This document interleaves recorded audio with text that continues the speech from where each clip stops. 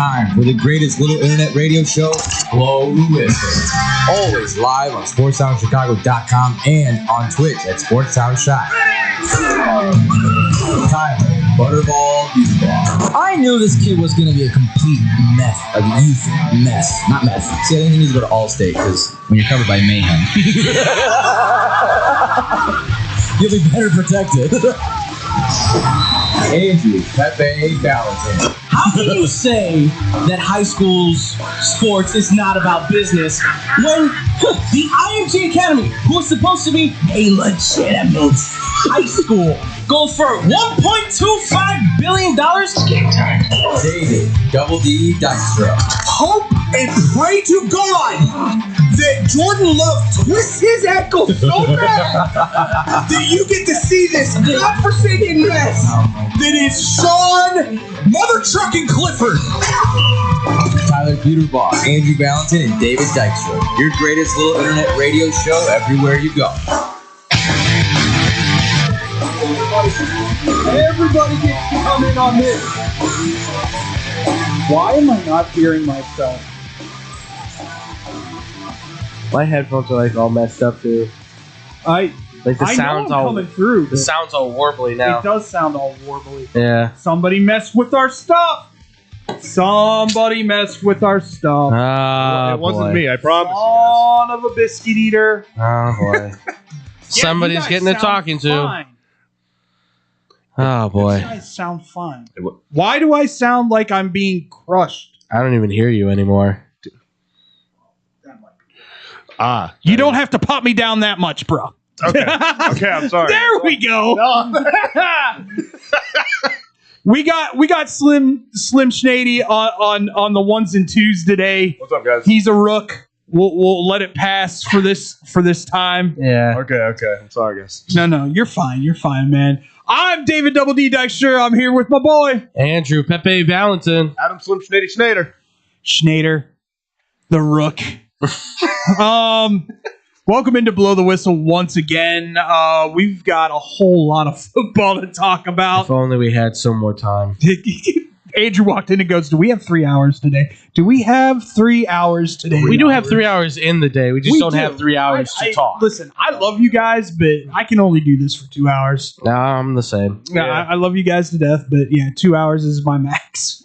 That's fine. I was so burned out on Friday after talking from X-Bomb and then go blow the whistle. I mean... Well, let's sit here and talk about it. Yeah. We're talking Bears, of course, to start it off. Yep. We're going to talk rest of NFL after that. By the way, screw you, Tampa Bay Buccaneers. We'll get into that in a little bit.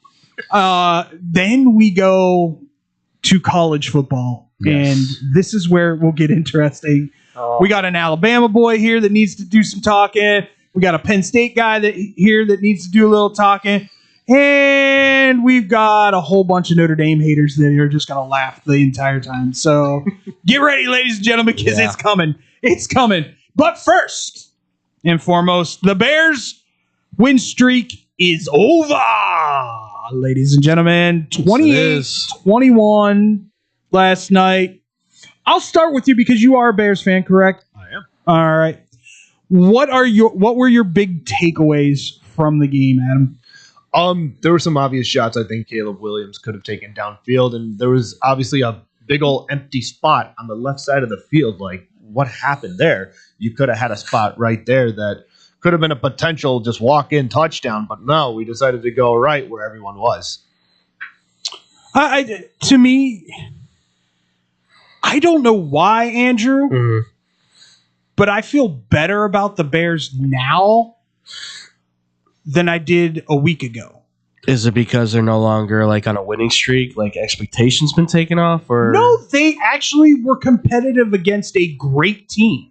Yeah, a significant Super Bowl contender, right? Which I don't know if I can say about the Philadelphia Eagles right now. To be honest with you, the Eagles are 100% not that team. No, but well, right now they don't look like it. That's for sure. We have Toyotathon going on, and Jordan Love is such a lame. Is God darn. It's such, the numbers are the numbers. I know. Man. It's like such a niche thing to pick out for a player and be like, well, when Toyotathon's going on, Jordan Love, I'm like, that's what it is, really. That's what it is. We die on. Yeah, apparently. And I've died on plenty of them, obviously. So I'm watching that game. You come away with that the Bears are figuring out who they are offensively more and more. I mean, I think they already do, but obviously this is now kind of like a condensed version more so of what we've seen over the past few weeks, right? And I understand that obviously a lot of the fire and the blame are going to go to Caleb Williams because of the last pass he throws, right? It's an underthrown pass. It happens. Once again, though, if that's a foot longer, right, it's a touchdown. It's a touchdown. And the thing is that you're not in the game if he's not out there. Like, I'm sorry if you want to try and tell me that Tyson Bagent can do the same. No, he cannot. Not with that arm. No, he cannot. That arm is getting nastier and nastier the more he plays. The only one he might have been able to do is the floated pass to Colston Loveland, who was wide open, which that's on the Packers. You busted a coverage on that. That's on you. Well, did you see the actual play? Yeah. That was a well-designed play. Of course. Where Colston Loveland. Yeah, he cleared out. Goes the whole way across and between tackles or guards and goes, I'm just going to pop out on the other side. Yeah, it's a great, beautifully designed play. Exactly. And that is, again, all credit to Ben Johnson on his coaching ability.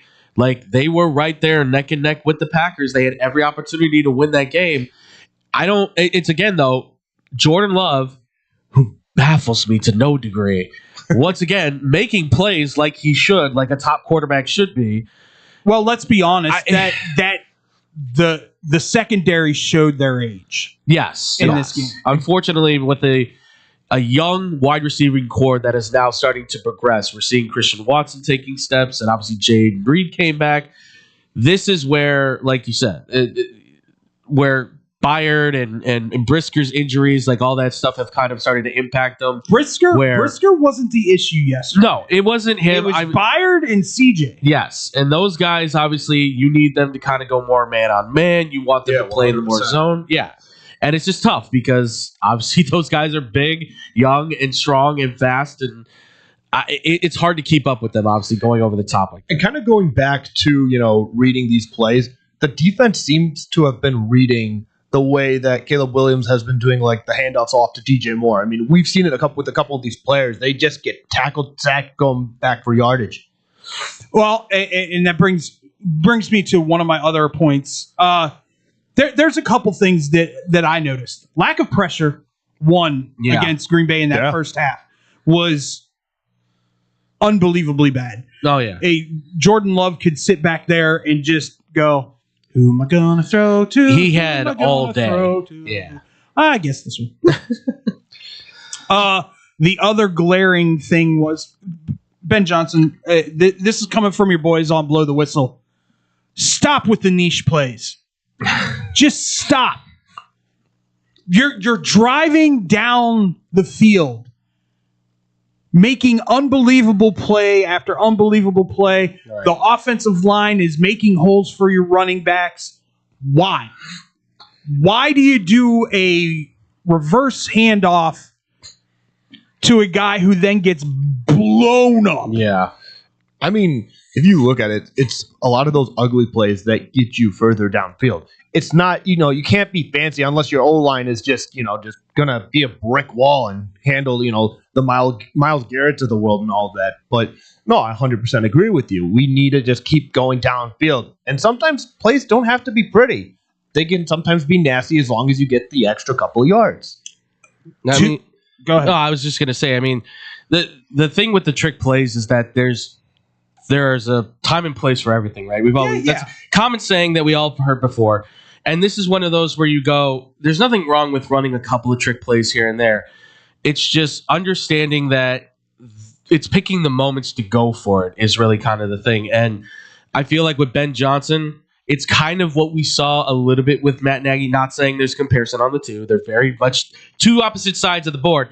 It's where they're very similar, where the Venn diagram kind of crosses over on each other, is that Matt Nagy, I think, a lot of times wanted to run trick plays to shadow and cover up the fact that obviously, he had a quarterback that was limited in his abilities. Not saying Caleb's limited, but he's limited in terms of his knowledge of this offense, I think. So now it's a lot of smoke and mirrors to try and cover up the fact that he's obviously still learning this offense. They're still trying to figure out some, the little pieces here and there that need to be fixed up. And it also doesn't help that you had Matt Eberflus the year before trying to help develop him. That's the killer right there. Is you could have had this last year, and now by this year things could have been completely reformed. Instead, you gave it one more year with a guy that clearly was on his way out, and now everybody's trying to play catch up. When obviously you're in a special moment, so now everybody's like, we have to accelerate our learning table times 5. Instead of taking it piece by piece. To me, I think you're completely spot on. We talked about this before the year began. Yeah. When Ben Johnson took over the offense in Detroit, they went 1-6. Right. Because his system is so complex. I think they're overachieving right now and getting a majority of the offense. But by no means am I going to sit here and say Caleb's got a firm grasp on what this system is. No. It's going to be year 2 where they take that, which is scary to say, them sitting at 9-4. They take that next step, and you're going, oh, okay, that's what that was supposed to look like. I think that Caleb is, like I said, I've said this before, I stand on this, maybe I'm wrong on it. I think he's just trying to learn everything at once because of how last year went. And now seeing where the team's progressing, he's going, oh, man, there's so much of this offense. It's so complex. Let me learn everything. And that's what's killing his the little details, right? It's hitting the back foot on the right time. It's getting the ball out on this point when the receiver's here.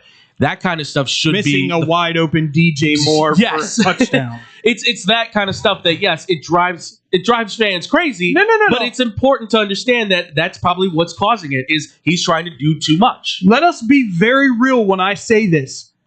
DJ Moore absolutely 100% has every right to be pissed off right now. Oh, yeah. He walks, and I mean walks, into that end zone if it gets thrown to him. 100%. Man, I have him on fantasy, and it's showing. That's always the thing, right? Right when you need him and he's on your team, they never show up. But there has to be a discussion, though. Yes. Yeah, no, absolutely. Well, is there an issue between Caleb Williams and DJ Moore? There could be, but also it could be exactly what Andrew over there said about the small developmental issues there. Maybe he has trouble finding the open guy in really stressful situations, which isn't obviously good. I mean, you want your quarterback to be calm, cool, and collected, but at the same time, I mean, it's pretty clear that Caleb favors Rome because you came in with him. He's the guy that it's kind of almost ordained and destined. First round draft picks. You came in together as first round draft picks. It's almost destined that these two are going to be the connection for the long haul, according to the Bears in that case. So that means that DJ Moore's place in history with the Bears might be minimal, which is unfortunate because he's a very talented wide receiver. 100%. But this is where, like you said, Adam, what's the relationship? And what you said too, David, where's that relationship at? Are they good with each other, or is this a thing where maybe they haven't worked enough with each other to know how they work, how they vibe, right? And that is certainly concerning. And then that leads to the question on, well, then are you keeping DJ Moore or are you moving on from him? Because he's clearly a huge part of this offense when obviously Rome's not there. But if this is what's going to be happening more because you don't know DJ Moore's timing, well, then that's going to happen a lot more, and that's going to become a problem. That's going to lose you games. So it is where I think Ben Johnson needs to go, okay, guys, what's going on? Are we not getting the timing down? Do you not like him? Do we need to have you guys sit in the corner and talk it out? What's the deal here? Because he doesn't want to lose because he sees the position they're in. So I honestly, I would have them both sit down in a room and say, if there's a problem, talk it out. If there's not, let's squash it and let's get back to work. Because we don't got time for this. You're getting mad because you're not getting the ball, and you're overthrowing him. And I think it's actually pretty interesting considering the fact that if DJ Moore is or is not a part of this offense next year, I'd love to see how Caleb's thought process goes into these games, because either he's going to regret it or he's going to just say, "Hey, Rome, just get open." Right. Once again, I will reiterate, I came out of this going, okay, this is an actual thing. Because if they go up to Lambeau and get their doors blown off, I'm like, okay, the last 4 or 5 weeks have just been a thing. Right. You caught a Philadelphia team that was in the midst of a slump, inner turmoil, what have you. You had really crap teams that you played the 4 weeks before that. Yeah. But this shows that they can contend. And if I was a betting man, I'm sitting there going, they come to Chicago in 2 weeks. I'm probably laying the money on Chicago to win that game. Yeah, no, absolutely. This was still a statement game for Chicago. I picked the Packers to win the game because it's at Lambeau Field, and that's a difficult. I mean, even for Caleb Williams, like, yeah, you won obviously last year, but this is at Lambeau. This is on their turf. This is your opportunity to get another one over the Packers, considering how the last season ended, right? It's a good mark, but they had this marked on their calendar too, no doubt. And they came out and they showed up, and you had an opportunity. It fell just short. But like you said, you only came out of this with a 7-point loss. And it was like, if they would have gotten blown out, yeah, I agree with you, David. You would have been like, oh man, this is kind of a faux season. Then it's going to be a 9-8 team at the end, or maybe a 10 right. It's a comeback down to earth moment all of a sudden, but it feels like it's kind of like, no, there's still something there. And granted, this is one of the hardest, if not the hardest, division in football right now. I would say it's the hardest. I would, right? I mean, because I would like to say the NFC West, but that just feels like another weird one.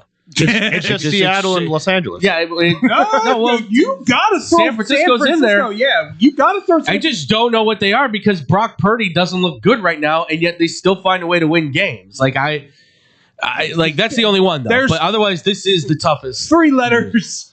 All you need for San Francisco. That's all you need. Pretty much. Well, since we started kind of talking about it, when we come back, I tell y'all why the Tampa Bay Buccaneers can go take a long walk off a short pier here on Blow the Whistle on SportsTownChicago.com. He's right there. It's the bottom of the 7th inning. The last chance to order beer. But we didn't come here to drink beer. We came here to win this ball game. Chicago's so lucky. SportsTownChicago.com. 1, 2, 3 into the 4. Pizza at your house and you can get it at the store. Here we go. Chicagoland area. Little Caesars is heating up for the summer. Try our new Crazy Puffs. $3.99. Walk in or delivery. 7 days a week. 4 p.m. to 8 p.m. filled with cheesy mozzarella, pepperoni, pizza sauce, buttery, garlic flavored drizzle, Italian herb and Parmesan seasoning, deep dish Detroit style pizza, $7.99, super cheesy bread, $5.99, hot and ready combo, $12.99, and for your daily deals, go to LitCaesars.com. Little Caesars with our crazy puffs and cheesy dreams, you light up my soul with your pepperoni schemes. With every slice we share, with every moment we did in this piece of love affair, so you didn't hear that just here. You don't want to miss out on these delicious deals. Visit your Chicagoland area Little Caesars today. Cheese, cheese, cheese. Nobody does food better than our friends south of the border. If you're looking for delicious, authentic Mexican food in Chicagoland's backyard, check out the Topos restaurant. Try their quesadillas, burritos, or my favorite, the 3-taco combo with steak and extra chipotle salsa. Muy caliente. They even have breakfast for early risers. Topos is the highest rated Mexican restaurant in Naperville on Yelp. Once you try it, you'll understand why. Visit totoposnaperville.com for their menu, special offers, and online ordering on Grubhub. Pickup or delivery. Topos Restaurant, open nightly until 8:30, closed on Sundays, located next to the Jewel on Aurora Avenue in Naperville. Experience fresh, homemade Mexican at the Topos Restaurant. I got an affordable family-owned restaurant for you that won't cost you an arm and a lamb. It's Goodies in River Grove. My Goodies order never changes. A gyros, not a gyro. Smother in sauce and hot fries on the side for less than $9. If I'm really starved, I'll add a chicken kebab to my order. Looking for more? Try a juicy cheeseburger, Chicago-style hot dogs, or a toasty corned beef meal. I can walk in 7 days a week, dine with my family, or call 708-583-1700. Pick it up and enjoy it at home. Can't stop in? No problem. Goodies delivers through Grubhub, DoorDash, and Seamless. Goodies is located at Cumberland, Belmont, River Grove. Goodies bring authentic Greek food to the Chicago. It's the summer of coffee at Dunkin' Donuts. To reach peak summer mode, you need your summer coffee, like a smooth new s'mores frozen Dunkin' coffee, a refreshing butter pecan iced coffee, or a sweet coconut cream pie cold brew. What could be better than iced frozen coffee on a hot summer day? Nothing. Dunkin' Donuts has all your favorite flavors this summer. So come enjoy the summer of coffee and keep cool out there, kids. America runs on Dunkin'. Price and participation may vary. Limited time offer. Looking for a great bargain? Want to find cool collectibles? Need to get fresh fruit and vegetables for the family?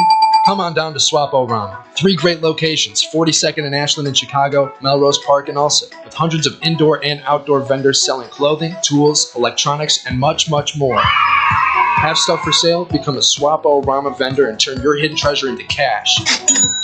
Visit their website for market days, hours, and vendor information. Go to swap-o-ramen.com. Swapo Ramen, the first name in flea markets.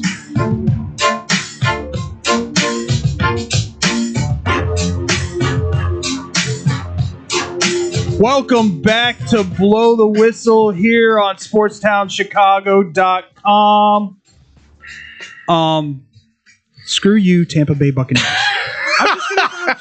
I'm just going to start it off with that. And screw you, Baker Mayfield. You're just angry because of your parlay. Well, it wasn't a parlay. It was a futures bet. Oh, futures bet. There's no reason the New Orleans Saints should have 3 wins. None. There really isn't. None. Although I guess it Tyler Shuck is not that guy. No, well, You're not that guy, pal. Sorry, you're just not that guy. I don't think he's that guy. I think Kellen Moore might be that coach, though. I think he's going to do something special there eventually. Super Bowl, probably not, but get him into the playoffs a couple times for sure. I guess the biggest question is, who the hell is Mickey Loomis going to take? He should. I'm just telling you right now. I don't even know why he still has a job. Yeah, part of exactly. the problem is he still has a job. Like the fact that you were in-house fighting with Sean Payton should be enough that should have got him fired. Sean Payton's a horrible head coach. That should have he should have been fired long time ago. Look what he's done to the Broncos. That's exactly it. Look what he's done with the Broncos. They had a franchise quarterback in Russell Wilson and just let him go.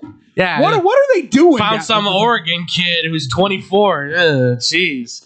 They win so ugly. So ugly. Well, especially against the Giants. That was, oh my God. Like I said, it's the 09 Broncos for the first 3 quarters, and then it's the 09 Broncos in the fourth quarter. It's Tim Tebow in the first 3 quarters, and then it's Tim Tebow in the fourth. I don't understand it. I don't understand it. By the way, I was saying this. Football makes no sense. Tim Tebow was on the TV the other morning. Yeah. And I looked at my girlfriend and I go, greatest football player ever to play in college football. And she looked at me and she goes, why isn't he in the NFL? And I went, it's a really long story. You should have just showed her some videos about how his game in college football didn't really.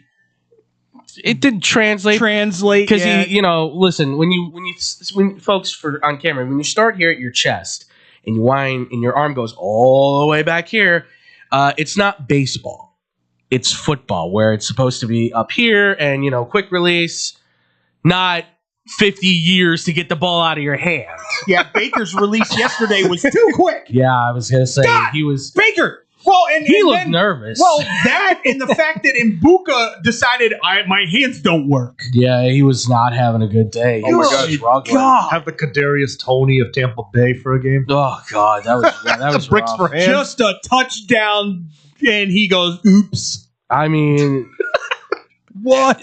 Why? Why? I mean, granted, it would have only paid me $36 on a $3 bet. Hey, that's a sandwich somewhere. That's a steak somewhere too. These prices nowadays. Yeah, I know. Trust me. Yesterday, that's a steak at a local diner. Trust me. Yesterday, we went out to go eat at a nice little fancy spot. And 4 of us went out. We didn't even get anything too special. It was like burgers and stuff. It still came out to $120. Oh my God. Yeah, I know. The burgers good though. Oh, the burgers were great. Yes. Burgers were great. Don't get me wrong. It was just I'm like, where did we eat that much? We didn't have anything hardly. What are we? I know. Was there gold leaf on the burgers? That's what I was at. I'm like, did you put melted silver on this thing? What's up with you? You got a side of bone marrow there. Yeah, seriously. Actually, that's something you don't find at a restaurant very often. Oh, I love bone marrow. Yeah, bone marrow. There's a place in Wheeling that has it. Oh yeah. There was a place where in the old spot we used to go to. There was a Vietnamese restaurant we used to go to that used to do put bone marrow in their whatever it is, the soup, not the soup. Their soups. Yeah, whatever. Yeah, I guess it's Their soups, sauces. Yeah. The sauces. Sauce. It was fantastic. God, this is all stuff we should be talking about. I know. After. I'm also hungry too, so that's I'm hungry. there. Let's talk about the pink elephant in the room. Yeah. Kansas City Chiefs are bad. I don't. Straight up buns. I don't want to say they're bad. They're vastly underperforming. Are you ready for a Texans Seattle Seahawks Super Bowl, baby? It's what the NFL wants. Apparently. Well, I said this to somebody. I think this is that period of like we saw with Tom Brady, where they were making the playoffs but weren't going to the Super Bowl but weren't winning it. I don't know if they even make the playoffs. I don't think they make the playoffs either this year. But I think this is kind of like the rest period for Kansas City, where they find a way to flip it and come back with some vengeance in the next few years, and then they kind of just go on a run. Let me ask you guys this. Yeah. All right. Why, as we're talking about the Chiefs, Travis Kelce, retire or does not because of such a horrible year? Because in my eyes, he's dropping passes that last year and the year before or years before. Yeah. He would not, like that one that went off his head and they picked. Yeah. Like, that's not Travis Kelce. How's that happen? That might be attributed to whatever. Do you want to know how that happens, Adam? Yeah, kind of. Taylor Swift. That's how it happens. I knew it was coming. Oh, his brain is too separated at this moment. I mean, he's planning a grandiose wedding. That's fair. I mean, people just have bad seasons. He's having a down year, which I mean, even still as a down year, it's not the worst because it's still 60 catches, over 700 yards. It's just the touchdowns. He's only got 5 of them. Like it's not as typical. Like usually by this point, he's at double digits. He's the dude that Mahomes looks for. In the red zone. He's and by now it's turned into Rashid Rice. Yeah, it's now like 10 plus. But I think this is where if you're Travis Kelce, you're probably looking at yourself going, I'm 36. I've done it all. I have my rings. He's going into the Hall of Fame. 100%. Like at this point, I would say it's time to call it a career. Because I mean, for the Chiefs too, because then the Chiefs can go and see if they can find maybe another diamond in the rough, or just if it is Kenyon Sadiq, go with Kenyon Sadiq. I have my own question marks on him, but if you can coach him up, when the comps are Tyler Warren, yeah, you should probably go get Kenyon Sadiq. A lot of this does hinge on the rest of his season, because also at the same time, I could see him coming back for just maybe one more year best. I don't think Travis wants to go out like this. No, I'm sure he does. It's part of the reason he came back last year. Right. Yeah. Because he didn't want to go out on that poo-poo of a Super Bowl that they laid against the Eagles. Everyone was hate watching that game. Yeah, well, people don't like an empire when it's formed. So. That's true. You think about it. Everybody hated the Patriots at one point. Yep. Mm-hmm. The reason people still hate the Cowboys is because of what they did back in the 70s. And Jerry won't die. And 80s. And 90s. Oh, he's a genius. He's a genius. That Micah Parsons trade, oh my God, it was beautiful. Now they got Quentin Williams, and that run is being stuffed at every turn. Yeah, they're doing exactly what he wanted, except winning. Well, they're 6-6-1. That's the problem. They're at the pinnacle of the NFL crossroads where they could end up being a 500 team, and they did it to themselves. Not a good look. No, that Detroit game was not a good look. The exclamation point of why it wasn't good is George Pickens. Good old George Pickens, baby. Oh, yeah. Well, you want to talk about that for a second? Yeah, because you got 2 defenders draped on you, and then eventually you start to break away, which kudos to him. He's a hell of an athlete. He should be able to do that. He is, by my account, wide open. And Dak throws as pretty a pass as I've ever seen Dak Prescott throw. No wobble, great spiral. That thing's on the money. That thing is in his left pocket. That's how on the money he was. That's Dak Prescott at his finest, folks. And George goes, nah, I'm not feeling it. And just lets it drop in front of him? Like, Are you that pissed that a guy named Flournoy is outplaying you? Teacher. Yes. Yes. Teacher. Yes. Teacher. Yes. Hey, Dallas fans. Tried to warn you. The Pittsburgh Steelers do not get rid of phenomenal talent if there is not an issue. And right there you saw it. It's just weird because... Well, that wasn't the only play where he was... I got an interesting question for you guys. Yeah. George Pickens, great wide receiver. Outside of that, extension, franchise tag, or let go? Yes. Teacher! Yes, you. Yes, you in the back. He's Tyreek Hill. He's Antonio Brown. Mm-hmm. Squeeze me. All these things that like whoop whoop whoop whoop whoop whoop. Once again, I will reiterate to all the Dallas fans that are listening: the Steelers do not get rid of a talent unless there is a bigger issue. Yeah. Oh, yeah. And that bigger issue was every single one of his teammates said, get him out of our locker room. It's just to let him go at this point. It would be hard for the Cowboys to justify because he's a free agent next year. Well, he is, but and he will go to if you're the Cowboys, I think Tennessee. Jeez, make $40 million a year. That'd be something. The difficult part is that he's top 5 in receptions, top 5 in yards, and he's top 10 in receiving touchdowns. Have I ever sat here and argued with the talent? No, absolutely not. George Pickens. That's never been our argument for how he is as a wide receiver. It's always been he has not been a very coachable guy since his days in college. Since his days even in high school, apparently this has been a problem. There is a reason he went in the 3rd round and not in the 1st. Yes. Kind of surprised he didn't get a DUI along with the other guys at Georgia.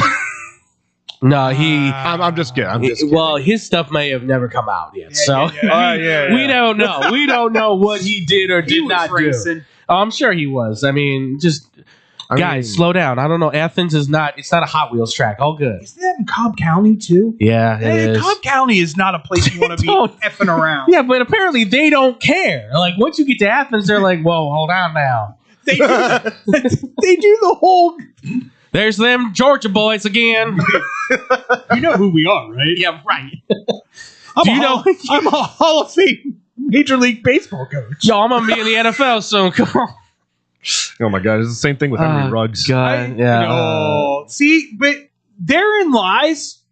I love the Henry Ruggs story, not for the tragedy that happened. Yeah, no, absolutely not. But there's at least a remorse that came from he's super remorseful. And now he's using his story to warn players and others just in general, which is it's a good thing to see. Unfortunate that his life is pretty much kind of at He said he wants to come back to the NFL. I don't see anyone taking him. I would be interested to see if somebody took a chance. Maybe. They took a chance on not comparing the two by any means, but an NFL team did take a chance on Michael Vick after all of his stuff. I mean, and he did come back with a vengeance. So I mean, the NFL didn't associate themselves from O.J. Simpson at all. Nope. Actually, fun fact. You know, Jeff Jacobs he did do that. He did do that. He did it. He did it. He did it. He did it.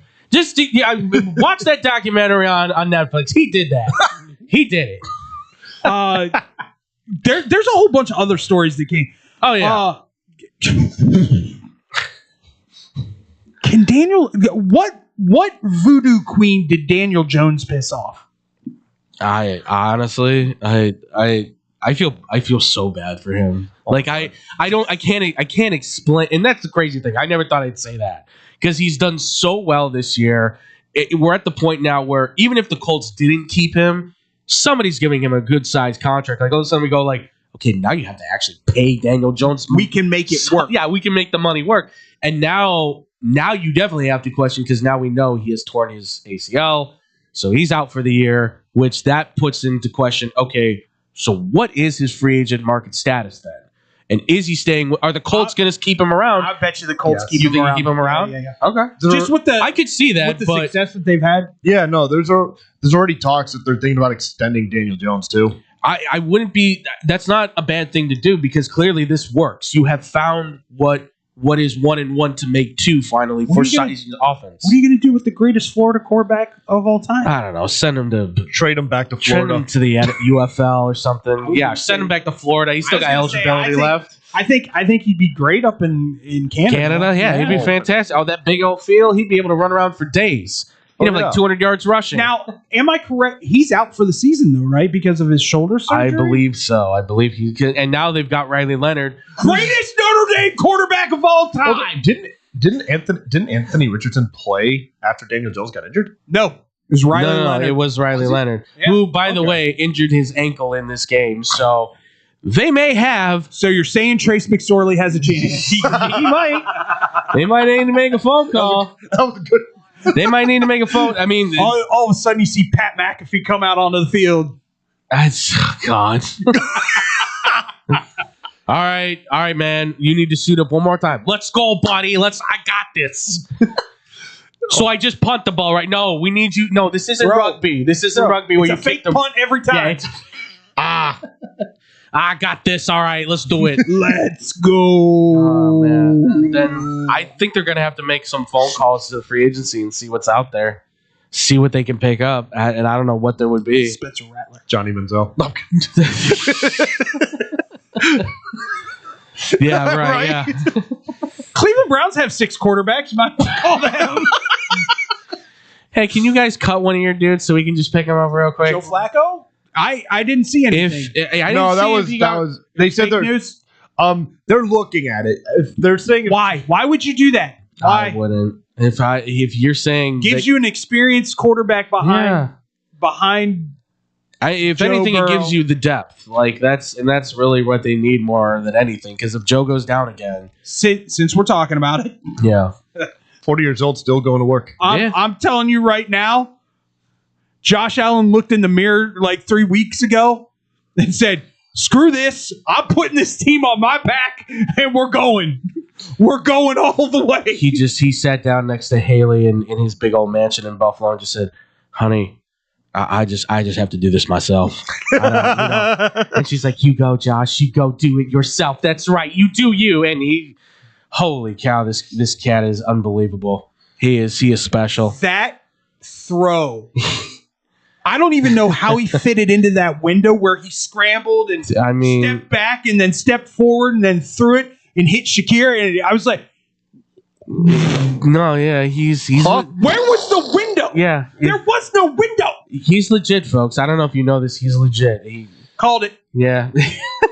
I mean, no, I'm sorry. Please go, Adam. Please. No. It's anyways. So it's again bringing it back to fantasy. 37 points for me. I can't complain. I don't. But also, he also ran for 60 yards for a touchdown. Yeah, 40.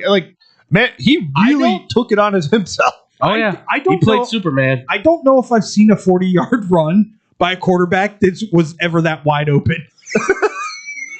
Where's the Bengals defense, bro? They were over there. Yeah, no, he was just like, everyone's like, I don't want to tackle him. He's gonna hurt me. Play action pass really got to him. Seriously, obviously. Logan Wilson sitting at home in Dallas, being like, I saw it coming. The only thing I can say for this is that this man should definitely still be in the top 3 for MVP. Oh, 100%. I did not realize he counts for 34 total touchdowns now for the Bills, which is nuts because he's got 12, and then James Cook still has 8 rushing touchdowns of his own, and then you add on the 22 he's thrown for. I don't know how this guy is not a front runner right off the bat. I was watching the Bills game yesterday, and there was Bills fans in the upper left corner of some place in this movie theater. And when Josh Allen went for that run, these guys said things that were just, not PG-13. No, of course. I mean, no, they were just like, "How do you miss a 6'5" quarterback?" That's a good question. That's a good question. It's because the helmet was white. Yeah, that's couldn't see it in the snow. Couldn't see it in the snow, of course. You idiots, all of you. God, this Cincinnati team. And you know what's embarrassing is that even now, if they went out, they could still somehow win the division, it seems like. Oh, yeah. That's the most embarrassing part about all of that. Let's talk about the other. Please. Because I'm confused. There is so much like do you realize of NFL. Do you realize that if the playoffs started today, no Patrick Mahomes, nope, no Joe Burrow, nope, no Lamar Jackson, nope. Oh my God, yeah. Which I mean, Lamar doesn't show up in the playoffs anyway, so that's okay. Yeah, fair. Lamar has to be playing hurt. Has to be. I think hurt. He doesn't look like he doesn't look right. Well, and I'm really starting to wonder now, are the receivers kind of coming back down to earth? Because I'm not seeing the same out of Zay Flowers anymore, and Bateman's just gone like away. Also, Bateman's been injured several times, especially with the ACL yes, players. and that is also true too. It's like the receiving core has now boiled down to like Isaiah Likely, and then occasionally you get like Mark Andrews who shows up. I'm just gonna say this: naked bootleg by the old man. Yeah. Woo! Look at that little hop, skip, and a jump, baby. Yeah, did you pull something, by the way? Because I saw you grabbing for something at the end there, Rogers. Do not tell me he was not a Dan going, oh, God. No, man, I can't do this anymore. I was scared. I can't run like this anymore. I'm not 27. I mean, next thing you know, he's going to be in a wheelchair at like 48. But see, that's right there is the kind of game that Aaron Rodgers has to have. Yeah, if they're going to win football games, he just has to be good Don't enough. make mistakes. Yeah. I mean, you can't. This also, too, Zay Flowers did show up for this game. I'm not knocking him. It's just all year long, it's been like hit or miss. And finally, we get like a DK Metcalf, like, hey, look at that. He can still play football. Like, it was like oh, you're still here. That's right. You know, it was the kind of game Pittsburgh's great at mismatches. DK will show up when he's got like a 5'10" dude on him. Yeah, exactly. and Aaron goes, I'm throwing to you the entire game. And this is one of those games, too, that was weird because they didn't hardly run the ball like at all. Like their MO was gone. And finally they were forced to say, we have to throw it. Like, and that was a rarity in and of itself because I've always been convinced that the Steelers don't win games like the Cowboys. They don't win games consistently unless they have a run game going. But now they're kind of like, well, we have to figure this out. Their run if they're not going to get that their run game or screen passes to Jaylen Warren. More or less, yeah, at this point. What's up? So yes, you in the back. Oh, thank you. So, hey, as long as the Steelers with Mike Tomlin go 9-8, that's a successful season, I think. Ask the people in Pittsburgh.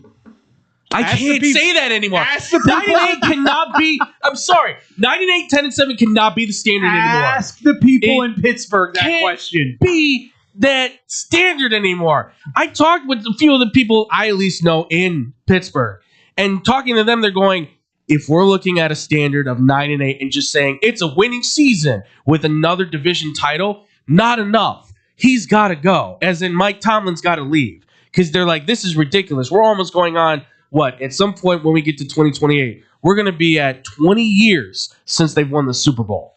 I'll call 20 years since they've won a Super Bowl. They have not been close yet. I don't remember. When was the last time they were in an AFC championship? Same year. But yeah, maybe. Oh, no, 2010, when they went to the Super Bowl against the Packers. So that's the last time they were in a Super Bowl. So 2010. So we've already passed the 15-year echelon. At this point, time to go. You want me to call Chris back and have him tell you what he thinks? Sure. Please, by all means. I'm sure he's happy. Like the worst thing that could have happened was that. Oh, of course, because I think everybody now, be it a Pittsburgh Steelers fan or not, is kind of on the side of going, I think this is a relationship that should have broken up a while ago. No, because what's going to happen, and I'm going to call this right now, because this is all I've heard out of Pennsylvania, all my Pennsylvania people for the last 5 months. Mm-hmm. They're going to re-sign Aaron to another 1-year deal. I've heard about that, yeah. And they're going to draft Drew Aller as the next Big Ben. Why? That's not how you win at football games. That's not how you do it. They need to trade Mike Tomlin. They need to trade him. Pittsburgh, what are you asking for? Does Atlanta have any more draft picks left? I'll give you whatever you want. You're going to go the Rams route where they said F the picks? Honestly, last I saw was somebody was pitching that the Pittsburgh Steelers should trade him to Tennessee because obviously Tennessee is going to have higher picks. So they could get like a second and like a third from Tennessee and plus cash value for whatever that contract would probably be still on his option. Because it's just a 1-year option he's got left that they have to pick up. That's what the Steelers have to figure out. Pick up the contract or don't. And then it was trading him to Tennessee. And then they were making a ton of moves to basically kind of clean house on the defense to open up the salary cap essentially to start pouring money into the offense. And they were hiring Clint Kubiak from Seattle. That was the prediction that this person was giving, which I was kind of like, that is probably the move that you should be making. I don't know if Kubiak's the guy, but a young offensive mind in place of what's been, what is he now, 56? He's got to be in his 50s for Mike Tomlin as a defensive-minded head coach.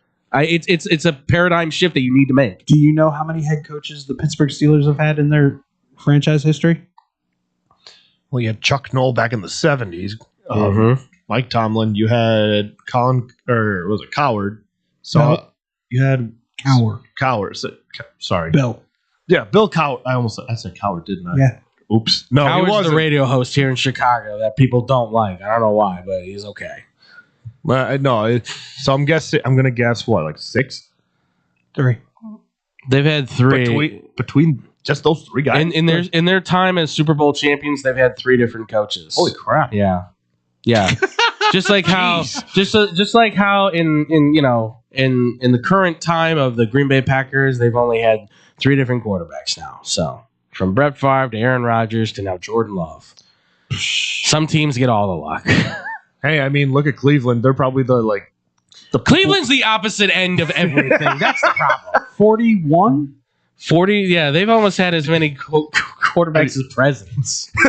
That's the problem. Have you guys seen the meme with the guy with the leather jacket with all the names of the quarterbacks? Oh, it's a jersey that he's put every single quarterback's name. And over Deshaun Watson's, he's got the chocolate starfish? Yeah, over chocolate starfish, he's put the awareness flag for a sexual assault, which I think is awesome. I think that's great. Is there like an asterisk next to Watson's name or something? Well, at this point, because he hasn't done anything for him, so no. He's taking his money. He's taking their money. I would too. Congratulations to Stefanski for being a man and going, Shadur's going to be our QB1 for the rest of the season. Because the moment they activated Deshaun Watson off of the pub list, I was like, no. Well, immediately after that, there was like something that came out that said most likely he wasn't going to play for the season. No. Which I figured as much because he's probably going to do rehab. He's going to do workouts with the team, I'm sure. That's what got him in trouble in the first place. I mean, tore his Achilles doing rehab. It's true. Quote unquote rehab. Yeah, right. Well, I mean, the masseuse went too deep on the tissue roll. Whoops. Listen, unfortunately, because of how deep that story went for us, we're never going to let it go. And it went real deep. Fingers deep. Fingers up. Oh, my God. He did it to himself. That's on him. No, that's the problem. He didn't do it to himself. You know what? How many more you want me to set up for you so you can spike it down, baby? Hey, I'm working today. I'm working. Hey, you know what the masseuse probably said after that? She was like, "Oh, this is finger looking good." Tootsie Roll? Rocky Road. So my question. Oh boy. Here's my question. We're getting to the end of the segment. Is there anything else that popped out to you over the weekend? I just say, other than the fact that Atlanta's #1 overall defense is just randomly. This is why I say that team is quit on Raheem Morris. No, yeah, 100%. That defense they're shutting it down. Yeah, they're shutting it down. The only thing I would say is just on this note of Cleveland. I understand that maybe it is time for Stefanski to leave, but I don't blame Stefanski on this. I blame Cleveland for this. Like, you have put nothing out there for him to work with, other than, yes, the Shador and the thing is now working, but You can't give me the justification for Stefanski. Come to it. I was gonna say come to Atlanta. There's a job that's gonna be wide open. We got talent here. I think honest. I'm being genuine here. I thought about it because if he leaves there, Atlanta fires Raheem Morris. Raheem Morris can go coach in Pittsburgh as their new DC with Clint Kubiak, and then here comes Stefanski down to Atlanta to be the new offensive-minded head coach with Bijan Robinson, with Michael Penix Jr., with Drake London, and might even fix Kyle Pitts. Might. Kyle's having a decent season. Yeah, I mean, he's found a route. And it continues to work. Yes, it does work. Yeah, I mean, it continues to work. Just maybe one more, dude. Just learn one more.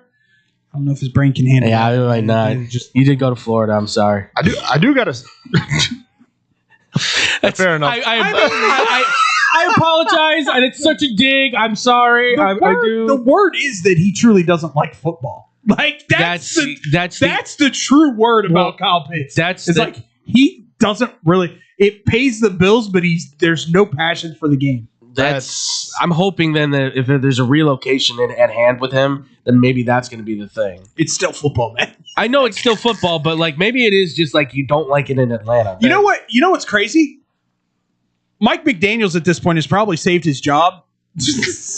No, yeah, 6 and 7. Do you know if they go on a run, they could make the playoffs, and they might. Looking at their schedule, the Dolphins might win out. I don't know what kind of team they are. I don't understand football anymore. Yeah, you and I have been saying this for the last 2 weeks. We're like all of a sudden now, makes no sense. Yeah, all of a sudden, Akane's now the saving grace of that team. Like he now is he sets up. You mean Achane? Yeah, Achane, whatever. Akane, Achane, whatever. Speedy man in the backfield for Miami. Mr. Linguistics. Yeah, exactly. I'm just gonna call him Acne. There you go. The man who taught me how to say DJ Uyunglele. Yeah. You know what? Listen. Okay, Tyler Shuck's name should be Shout. Shouldn't be Shuck. Yeah. That's stupid. Where's the C and the K in Change your name. It should be Shout. Stupid names. It should be Shout. It should be. But no, it's Shuck. I don't understand it. I know this isn't like too big, but I still have questions on the Raiders. Just because. What questions? They're bad. They are bad. Why is Pete Carroll still there? That's a good question. No. That's a really good question. I get why Pete Carroll's there. The dumbness of Pete Carroll decided he wanted to hire Chip Kelly as his freaking OC. Yeah, that was mistake number one. That's true. Not getting an offensive line. Mistake number 2. I mean, to be fair, not having a secondary. Mistake number 3. Now, see, I think if Geno has an offensive line where he's not hearing footsteps every freaking day, I think he has. I'm not saying an all-pro year, but I think it's a better year. Also, who the hell is he throwing to besides Brock Bowers? He's Trey Tucker. Yeah, Trey Tucker. Give him some love. Formerly Jacoby Myers.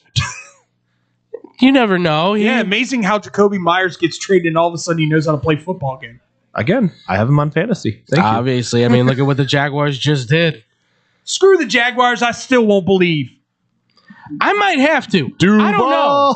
I mean, Duval. Liam Cohen had like the most depressing Duval. It looked awkward in that locker room yesterday when he came in there.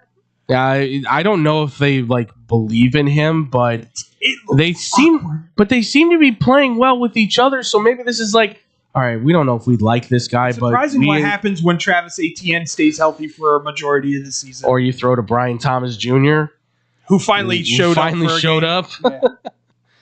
I can't catch a ball. Yeah, exactly. But no, other than, this NFL season is just a wonky one. I'm telling you. And this Monday Night Football might be a weird one too. Texans, Seahawks. I'm looking at Monday Night. I'm like, I think the Chargers might win this game. I have no idea. What to do for a same game parlay in this game. No, I don't know. What Chargers team's going to show up? What Philly team? What Eagles team is Saquon going to get over 60 yards or under? The NFL's been just completely flipped. Yeah. If I take a prop, it's going to be rushing and receiving. Mm-hmm. Saquon Barkley, only 75 yards. And I know it's minus 200, but in a parlay, I don't care. No, yeah. That feels like almost a guarantee at this point. But then where do I go? Do I since AJ's been on a little bit of a tear, do I tap AJ because he's been playing pretty well lately? Maybe for anytime touchdown. No, for over 75. Over yards. 75? Yeah, probably. I mean, you could do. God. I mean, Jalen Hurts anytime touchdown. Obviously, I'm gonna take Keenan Allen's receptions because why not? Right. Especially if Justin Hebert is in there. That's right. I said Hebert because he is Robert Hebert's Bobby Hebert's son, illegitimate son. They just don't want anyone to know. Yes, he is. You can't just make up your own lore on a play. They spell it exactly the same. He just doesn't pronounce it the same, so no one knows. There's no proof in the pudding on this at all, except for if they took a DNA test. Do it. I'm telling you, that's Bobby Hebert's illegitimate son. You are producing a WWE level of like a storyline there. It's not a bad storyline, I'll give you that. It's a good storyline. It's better than Hornswoggle's my illegitimate son. Mine's way better. Absolutely. They spell the last name the same way. I'm just saying. Oh my god. It's like it's Bobby Hebert's half brother who couldn't conceive. And Bobby just did him a favor. It's his twin brother who's got the eye patch over the eye. I love me some Bobby. Just real quick, so everybody hits this. Breaking news is coming in for the Bengals. This is such good news. Trey Hendrickson is going to have core muscle surgery this week and will be expected to be sidelined for 6 weeks. So he's likely out for the rest of the year. Maybe be back. Hey, that was great money. Yeah, so. Great money you spent there, buddy. Not so great for Trey either. Hey, that big contract you were looking for, Trey? Oops. It's crazier when it's set in stone, only because they gave him that extension only to be a 1-year rental that's been on the team for years. That's the thing. You kept him because you're like, well, maybe we could work something out later. But they're not gonna do that. Not now. No. Not now. They're gonna go their separate ways. Because if you're smart, you ain't paying him what he wants because you just had surgery, ma chucka. Yeah. And now he's gonna be stuck because he's either gonna get overpaid by somebody and not give him production. Or maybe Raiders. he will. Yeah, exactly. Max Crosby and Trey Hendrickson on either side. Or he goes back to New Orleans because the Saints are like, we need help. Oh, God. Help us, huh? All right, when we come back, you thought this was chaos, ladies and gentlemen. Oh, get ready. The whole world's about to burn because Notre Dame didn't make the college football playoffs. We talk about it here on Blow the Whistle on SportsTownChicago.com. Chicago Sports for sure. SportsTownChicago.com. It's the summer of coffee at Dunkin' Donuts. To reach peak summer mode, you need your summer coffee. Like a smooth, new s'mores frozen Dunkin' coffee, a refreshing butter pecan iced coffee, or a sweet coconut cream pie cold brew. What could be better than an iced or frozen coffee on a hot summer day? Nothing. Dunkin' Donuts has all your favorite flavors this summer. So come enjoy the summer of coffee and keep cool out there, kids. America runs on Dunkin'. Price and participation may vary. Limited time offer. When car dealers fight for your business, you win. AutoJudo.com makes car buying fun by letting dealers compete for your business live. Real-time Auto Judo fights are the fast and easy new way to get multiple dealers' best offer on any car you want. It's free and anonymous. Only the dealer you select as the winner of your Auto Judo fight receives your contact info. You're never obligated to buy, so test drive your best deals now at AutoJudo.com. Dealers fight, you say. Yo, yo, yo, check it out. We got the finest pizza in all the land. Italian Fiesta is on deck, and I'm telling you, it's a hit.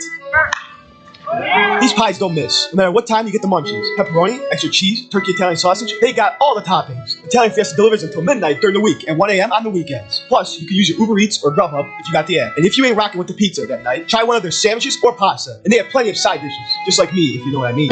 Hop online and go to ItalianFiesta.com or call 773-684-2222. Piece of pizza, that is. There's only one place to watch your favorite sports team and have mouth-watering pizza. Come on down to Moretti's Pizzeria, where you can get a pizza for half the price every Tuesday. Try out our delicious varieties of pizza, sandwiches, and much more. I don't know about you, but a gooey mac and cheese pizza with a size of cheesy mozzarella sticks and watching sports sounds like paradise to me. Stop by at one of our 12 locations near you. We're open 7 days a week, anywhere from 10:30 a.m. to midnight. Moretti'srestaurants.com. Visit our website, Moretti'sRestaurants.com, for delivery, catering, and even private parties. Moretti's, we bring the fun. Did you know that Club New in Aurora is the ultimate entertainment complex? Monday nights, it's free football and darts in the sports bar. Tuesday night is league night. Join the pool and darts team. Wednesday night is ladies' night at Club New. All the ladies get in free. Gentlemen pay a $5 cover after 9 p.m. Thursday night starts the weekend off right with college flashback night. Low price drinks, retro music, and an awesome buffet. Friday and Saturday night, it's the hottest dance club in the suburbs. Club New Nightclub and Sports Bar is located at 2121 New York Street in Aurora. You've tried the hit places, but they leave you hungry with an empty wallet. That's where Gretel comes in. They got what you really want. Visit their chic, lounge-like gastropub and try one of Chicago's top burgers, the Gretel Griddle Burger. The house-made bun and garlic aioli set this one apart from the rest. And don't miss half-price oysters, 4 to 6, Monday through Thursday. With rotating drafts, craft cocktails, and portions that don't skip. This is one of Logan Square's best-kept secrets. Monday through Thursday, 11 to midnight. Friday and Saturday, open till 1. 2833 West Armitage. Gretel, let's make this a night. Visit GretelChicago.com for menu and more.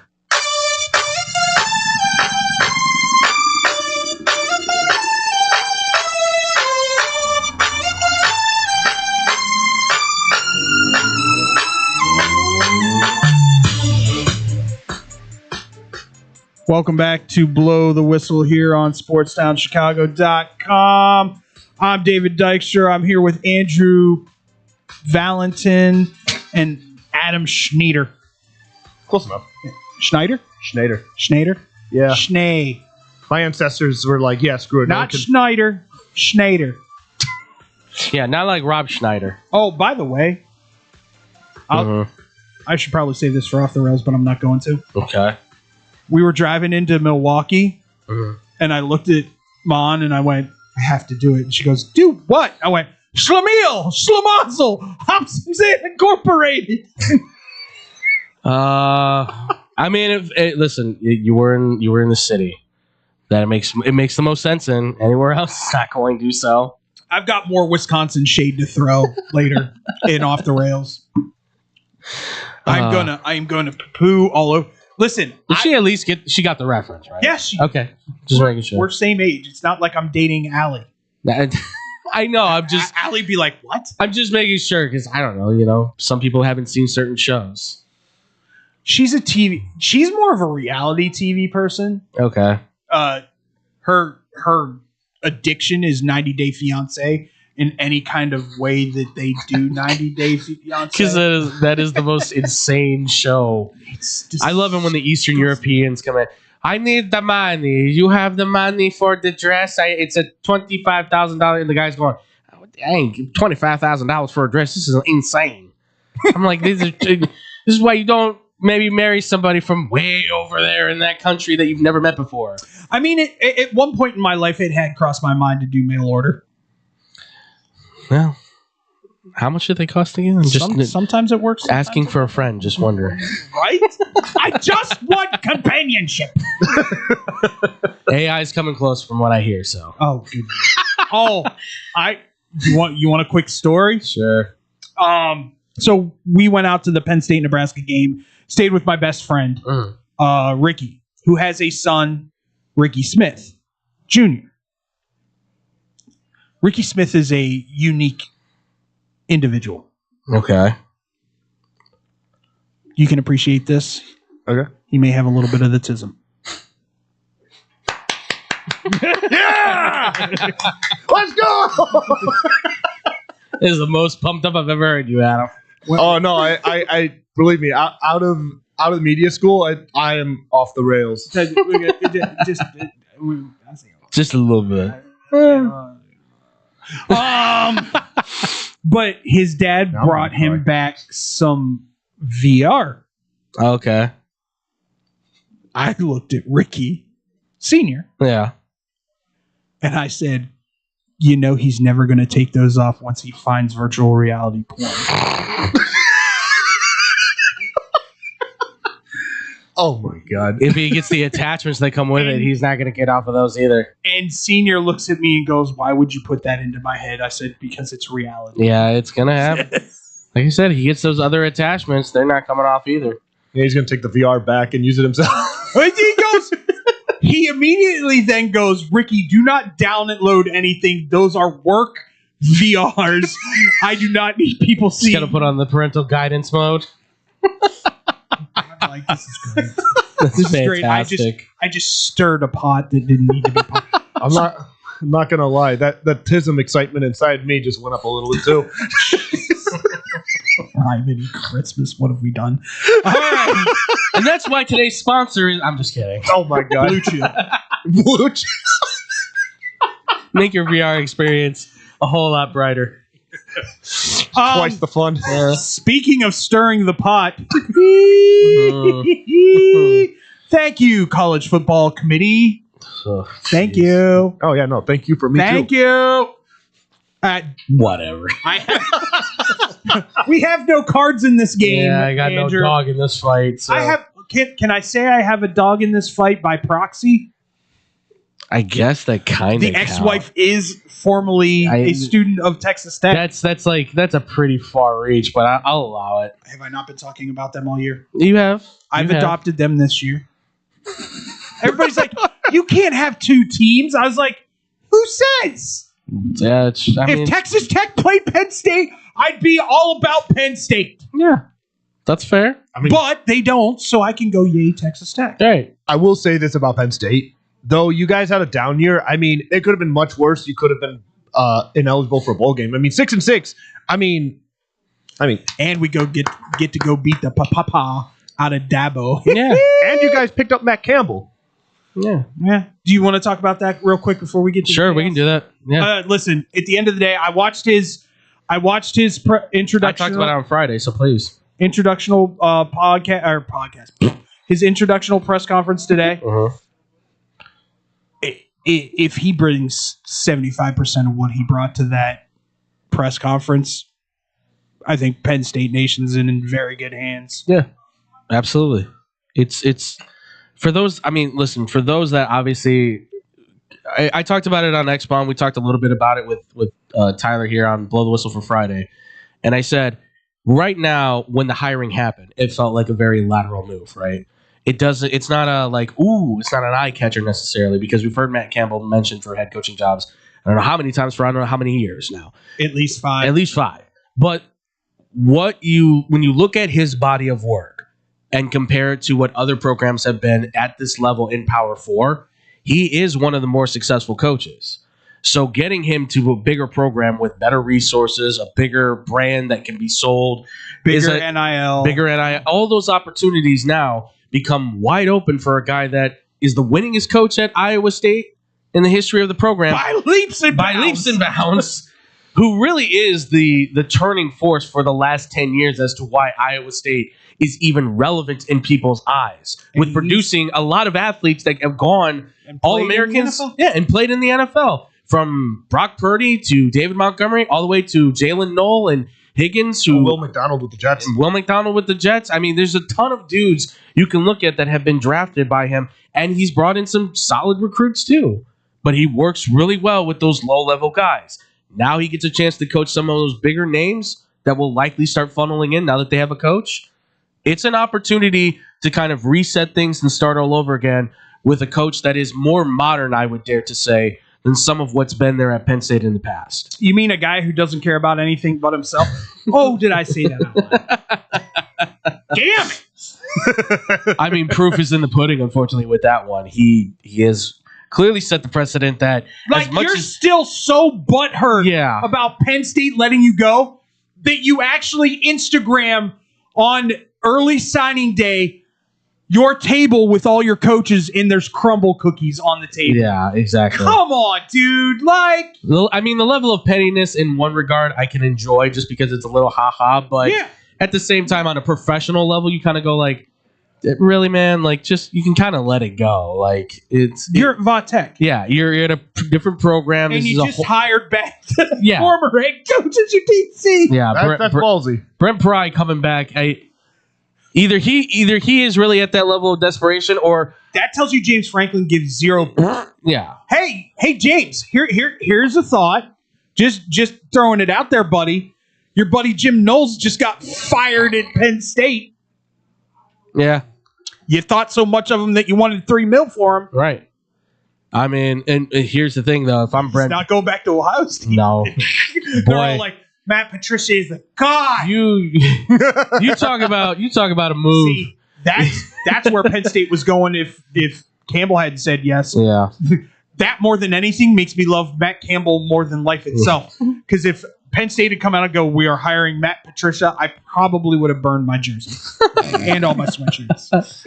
I mean, first off, for Jim Newell's, talk about the worst move of a lifetime. You make the money, but the problem is the head coach that brought you in got fired. Right. And now that system, everybody says Jim Knowles' system, because it is so complex. Sure. Takes about 3 years to come to fruition. Unfortunately, he didn't have that. Yeah, exactly. That's the problem. He didn't have that kind of time. So he'll go somewhere. I wouldn't be shocked if it was somewhere in the SEC, Florida. Now, why not go to like Michigan State or something? Go with Pat Fitzy. Yeah. I don't know if those egos would work. No, absolutely not. Are you kidding me? I just want to see it crash and burn. That's all. That's where I'm at with that. No, listen, for Penn State, it's the beginning of a new era. I would tell everybody this is a breathe. You have to let this one breathe and watch it grow, right? This isn't like we're going to plant this and put the super grow seed oil on it and it's going to grow into a giant tree. This is going to take some time. What's the best move he made, though, Andrew? Already as a head coach. What's the best move Matt Campbell made? I mean, the best move I would say he made. Best move he would make. No, he has made. Oh, he has made. Oh. Well, I mean, the press conference was actually probably one of his best, I would say. Just to kind of throw that out there because we were kind of talking about it. Listen, at the end of the day, him going to Pat Kraft and going, I'm not taking this job unless Terry Smith is on my staff. You got every alum, every letterman that was chirping for Terry Smith to be the head coach. Well, if he's not going to be head coach, at least he's still with the program and he's an assistant head coach now. Right. And he's the over-the-shoulder culture coach. He was gone. Yeah. He could have very easily left for Memphis or for UConn, from what I understand. Mm-hmm. They were calling to see if he had availability. So it's not without range to say that there were probably other offers we probably could have seen him take too. Because I heard the whole thing with Sacramento State. Their coach just left for Colorado, so there's an opening there too. And that's to be a head coach of a smaller program where you will have a lot of control, like a lot more than you will at UConn and Memphis. So the fact that he said, I'll stick around because Matt Campbell asked me to stay and they want me to stay, that says a lot. And that's that gets a man who bleeds blue and white. That gets your boosters and your backers behind you to say, okay, so this guy wants to embrace what we are. Awesome. So let's get him the money. The legends he was dropping in the freaking press conference. He brown-nosed it, obviously, with that, but at the same time, it's what you do. It's what you do to sell yourself to everybody, to make sure they go, this is our guy. It's like a public interview. Exactly. I mean, yeah. He did say as a tight end, a 16-year-old tight end, he looked up to Kyle Brady. I know. Which, I mean, college-wise. Right. Injuries hurt Kyle in the pros, but college-wise, Kyle Brady. It's also not his fault he went to the Jets. That's the Jets. Right. They should have taken Warren Sapp. They shouldn't have taken Brady. We all know it. We all know it. He had some good years in Jacksonville. He did. He did. I forgot he played there. That's the thing. I remember. I remember the Jets and I remember New England. That's like everything else in between. I try to. Any Penn State player that goes to the New York Jets, I've kind of blocked out. I know. Blair Thomas. There's been a lot of them. With the Bengals, Let's not forget Christian Hackenberg. I heard Kajana Carter played for the Bengals at one time. I wasn't sure about that. Hey, that was before I was a fan of theirs, but you bring up another one. Yeah, I know Hackenberg. Jesus. And, I kind of want to talk a little bit about Bama too. Just a little, right here. And how they got their donkey stomped by Georgia? You know what? We'll get to that in a second, but I want to talk about like kind of going with the development. Like Andrew, you said it really well, and you said it too, Double D. You got to let the program grow. When we hired DeBoer, it wasn't going to be the same as Nick Saban.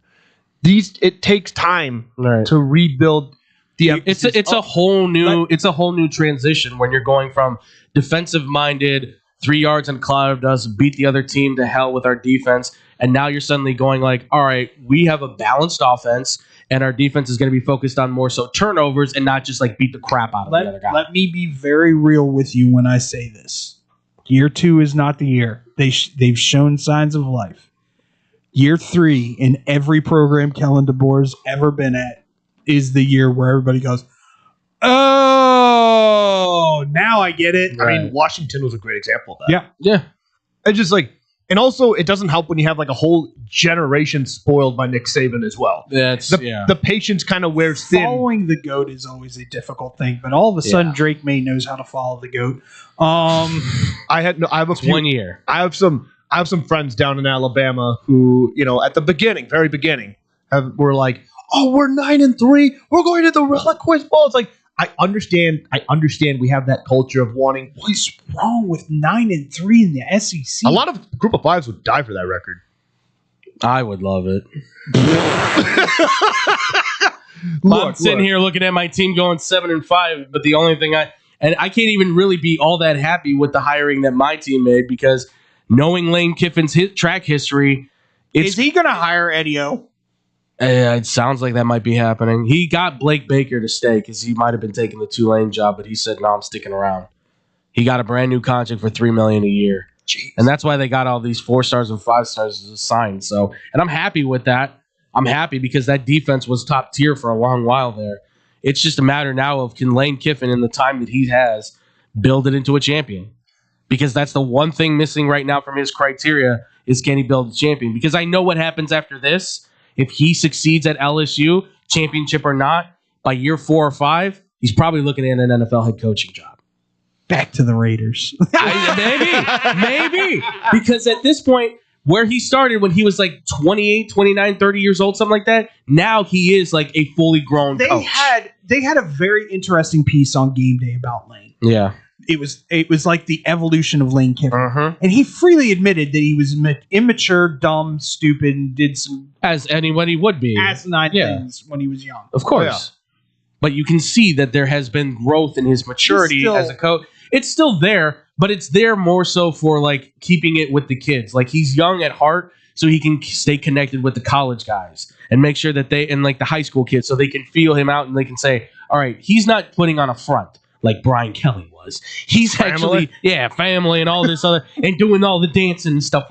He's actually being legitimate. Like, he's going to guys' house and picking them up and being like, come on, we're going to go for a ride. To this day, it's my favorite Brian Kelly moment, even more than family, because the kid he did the dance with didn't even commit to LSU. No, of course he didn't.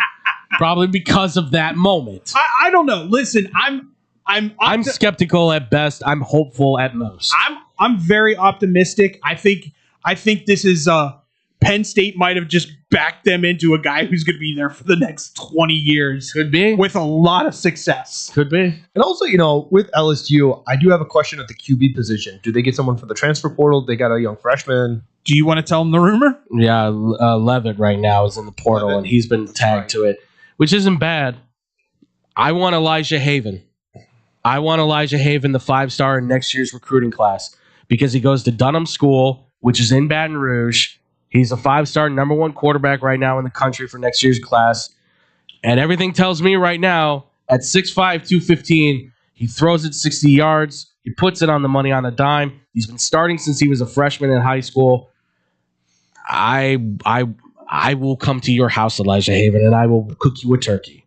I will make you a pig. I will spit roast a pig for you in your backyard, Hawaiian, Louisiana style. I'll do all the work for you. He lives in Baton Rouge. How bad would it be if he went somewhere else? That's the problem.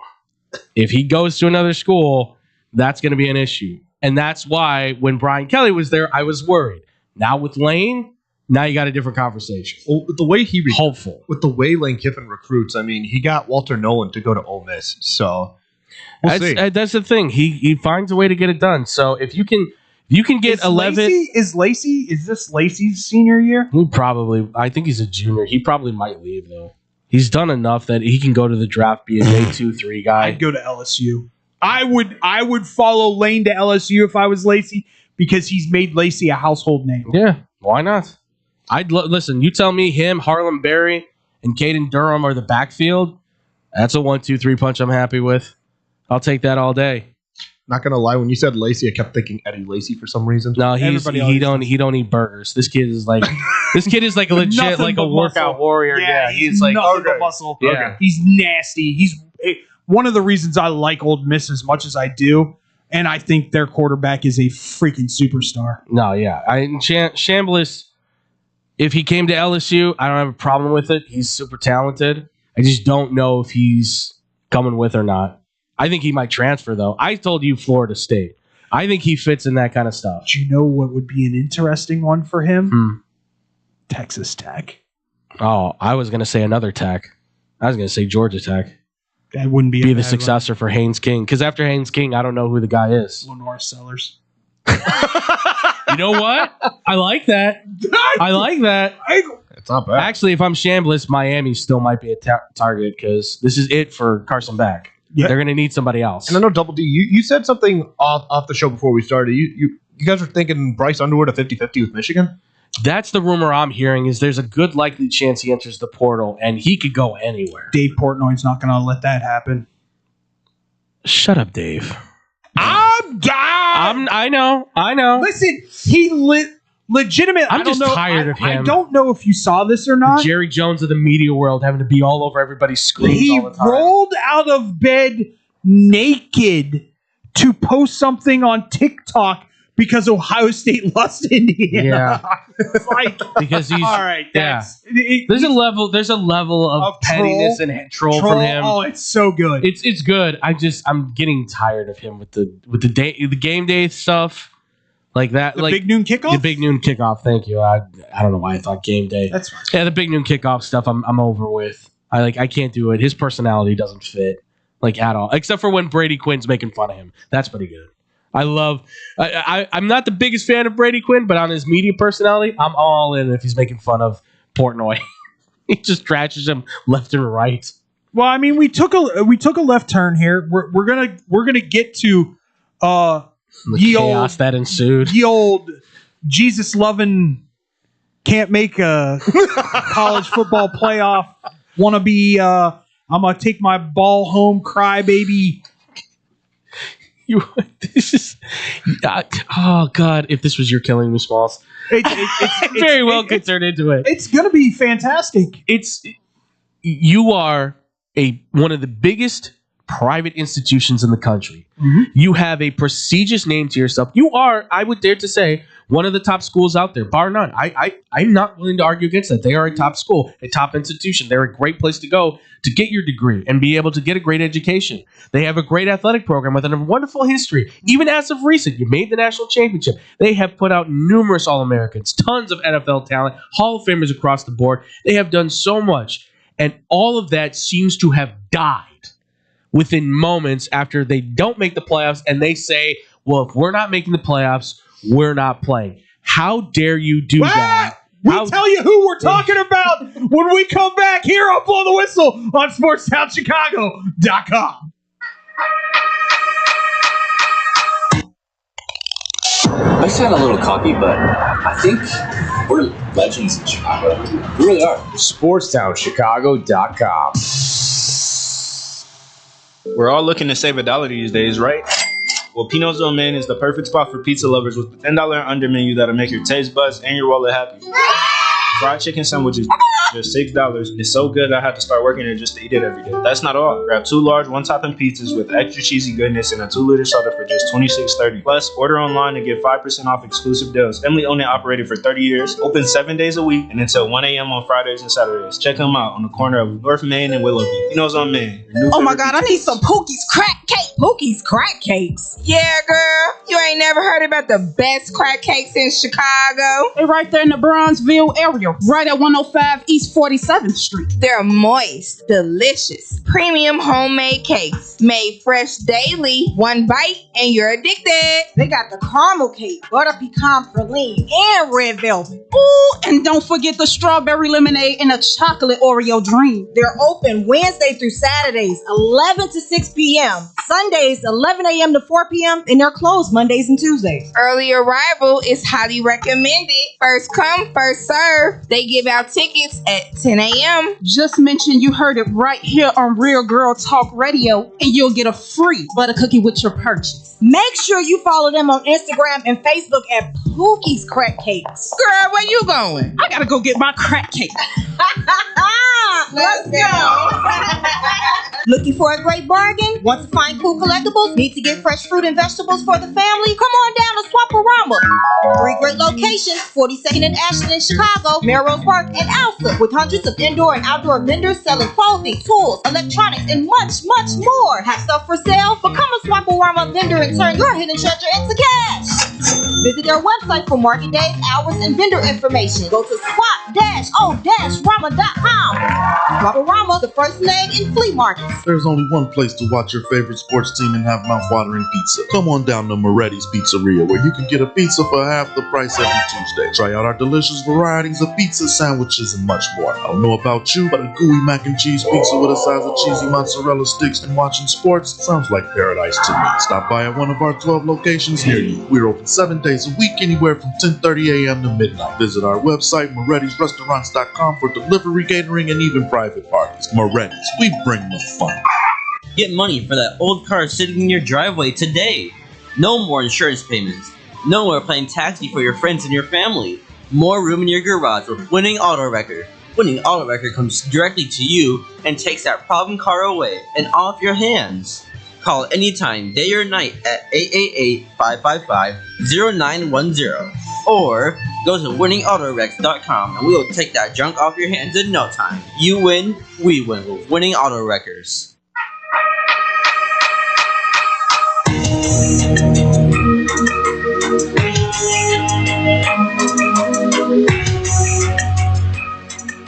Welcome back to Blow the Whistle here on SportsTownChicago.com. And do you want to know what the name of that school is, ladies and gentlemen? It is the beautiful school located in South Bend, Indiana, Notre Dame, you crybaby, whiny. Faluba booze? I thought you killed the mic on him. I'll be honest. I thought Biscuit eaters. I thought you killed the mic because he was about to swear. I was like, wow, that was good, Adam. I came close. Biscuit eaters. I wanted to come in for you. Listen, I'm telling you right now, man. Like, here's my thing, and let's talk about the college football playoff picture. Yes, 2 non-Power 4 teams got in. Yes. Whoopity-doo, Basil. Whoopity-doo. They earned it. They won their conference championships. Under the current regulations of the College Football Committee, they are allowed to be in the college football playoff. They earned it. Yes. And it's crazy because both of them have a better record than Bama. Yes, they do. I hate to say it, but Tulane has a better record. James Madison, better record. Yeah. J-Moo has a stud at quarterback. Yeah, Barnett's going to be somebody for college. Yeah. South Carolina? Maybe. This quarterback carousel for college football. It's going to be fun this year. It's going to be fun. If the names that are really going to be in this thing, going to be in it, then I'm intrigued to see what the portal brings. But yeah, listen, for the college football playoff. Well, do you want to go through the rankings real quick? We can. Yeah, we can do it. Number 1, because he's a freaking stud. Just Google him. Indiana University, ladies and gentlemen. Yeah. Taking out Ohio State. What'd you guys think of that game? I was wrong. I will say, first and foremost, I was wrong that I thought it was going to be a blowout, obviously. But Indiana, I was impressed by the fact that their defense stepped up big. Their offense, I still have questions on, but Surratt has to be the guy. Execution was there when needed, especially when Hooper goes down, because that's your stretch the field guy. Like Surratt, like you said, Surratt needs to be there. But that was a good back shoulder throw from Mendoza. More and more starting to prove like, okay, maybe he's not Pickett. Maybe he's a little bit better than that. But even I don't still, think he's a franchise quarterback, but I think he's really good. I think he's the guy you can draft and say, okay, if we put pieces around him and develop them and they become stars, we're good. Even still, Ohio State had every chance to still win this game. And even still, they could have taken it to overtime, which maybe they win it then. But obviously, the kicker missed the field goal. Does he lose his scholarship? No. Not that kid. That kid's still a stud of a kicker. I don't know how you show your face in class. It's going to be hard, well, especially when you consider what happened at Michigan last year. You missed 2 field goals, and now you missed this field goal. It's tough for you to live it. Well, according to from what I heard though, in Columbus right now, they like whoever it is, like they're his roommates or whatever, just like decked out his room, and it's just like we're like, don't worry about it, bro. And everyone apparently on campus just like, it's not you. And the whole locker room was not your fault. Look what happened to him last year. Yeah, and that's what I mean. They lost a game. They lost to Oregon. They lost to Michigan, and then they just went into the playoff and just went scorched earth, wreck house. Like what happened when they met Oregon the second time? Yeah, blew them out. They blew out everybody they played except for I think it was Notre Dame.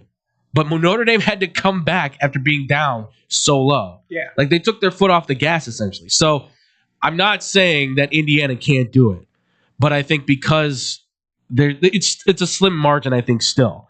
But their pathway there could be very easy. It all depends though how it plays out. And they're gonna have to play solid football across the board. So you have Indiana at 1. Mm-hmm. You have Ohio State at 2. Ohio State's at 2. Georgia's at 3, and then Tech's at 4. See, which I thought Tech was going to be 3, and Georgia would end up being 4. My personal opinion is Tech should be 3. Yeah, but I'm not gonna haggle over all this because at the end of the day, I still people are overlooking Tech. Yeah, 100% overlooking Tech. I mean, they got a solid defense too. That's my thing is their defense is top of the league. The only thing that I have a question on is their offense. Also, another question I would actually throw in there is, can they beat, let's just say, an Ohio State? Can they beat a massive team? That defense, I think, can help you hang with them. Again, though, it just comes down to can Miron, can Dickey, can Williams, can that trio that comes out of the backfield, because they are the ones that set it in stone. It's your quarterback and your 2 running backs that set the tone offensively. Can they get going quickly enough to keep? Because once you know Ohio State kind of goes, they go. Like you got to then kind of play upkeep. I'm not saying you can't stop them because Rodriguez is a guy, Bailey's a guy, and they got some DBs that I don't know if they're dudes, but they're fast enough and they hit hard enough. Yeah. So you can cause some punishment. And if you cause enough punishment, you might be able to knock Tate and Smith off their level. There was some hits in that BYU game where I was like, oh, he's going to feel that. Yeah. Like McGuire is a good coach on this, and he's clearly got this defense going. It's the offense that I need to see. They have to play perfectly against some of these teams. You want to talk about a perfect coach for a university? Yeah. Texas high school head coaching god, Joey McGuire was, and they brought him in to Texas Tech. Yeah. And he knows everybody in Texas. Yeah. He has every pipeline to every major city, to every small podunk out there in the middle of the nowhere deserts of Texas. Like where 6'8" farm boys just hanging out. He'll find the biggest kid who's working in a farmhand for his father that's tipping cows over and all that stuff. Like he gets it. But I mean, like their matchup possibly looking like it would be against Oregon, because I'm assuming they're probably going to smash James Madison. I like them against Oregon. I do too. It's just, again, it's what Oregon's showing up. Because if we've seen, I mean, it's Dan Lanning too. They haven't had any issues with any kind of mobile quarterback all year long. Right. And I don't question that on Dante Moore.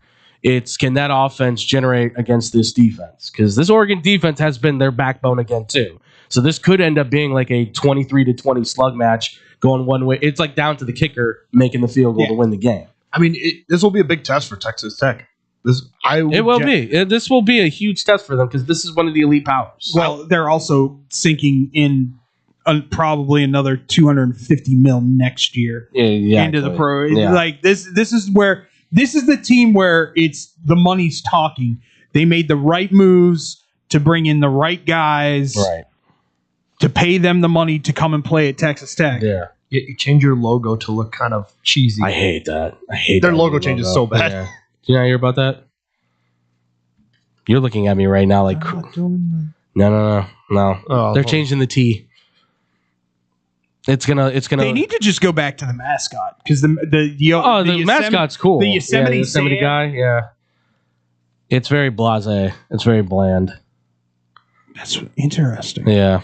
I like the current one. I'm sticking with that. I'm not changing it to the new one. You also Oklahoma, Alabama, 8-9 matchup. Ole Miss is taking on Tulane, which if you watch the first game, yikes.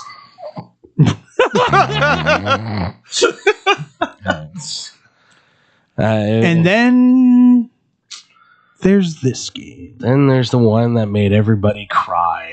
Not everybody. Not everybody. Well, I guess I had a good hearty chuckle. You either cried tears of joy or you cried tears of pain. I had a good hearty chuckle because the only thing that went through my head was Caesar going, if they win 10 games, they're getting into the playoffs. If they win 10 games, they'll be in the playoffs every single season. I can't wait for him to show up tomorrow and be like, hey, did Notre Dame make the college football playoff? Oh, that's right. But they won 10 games.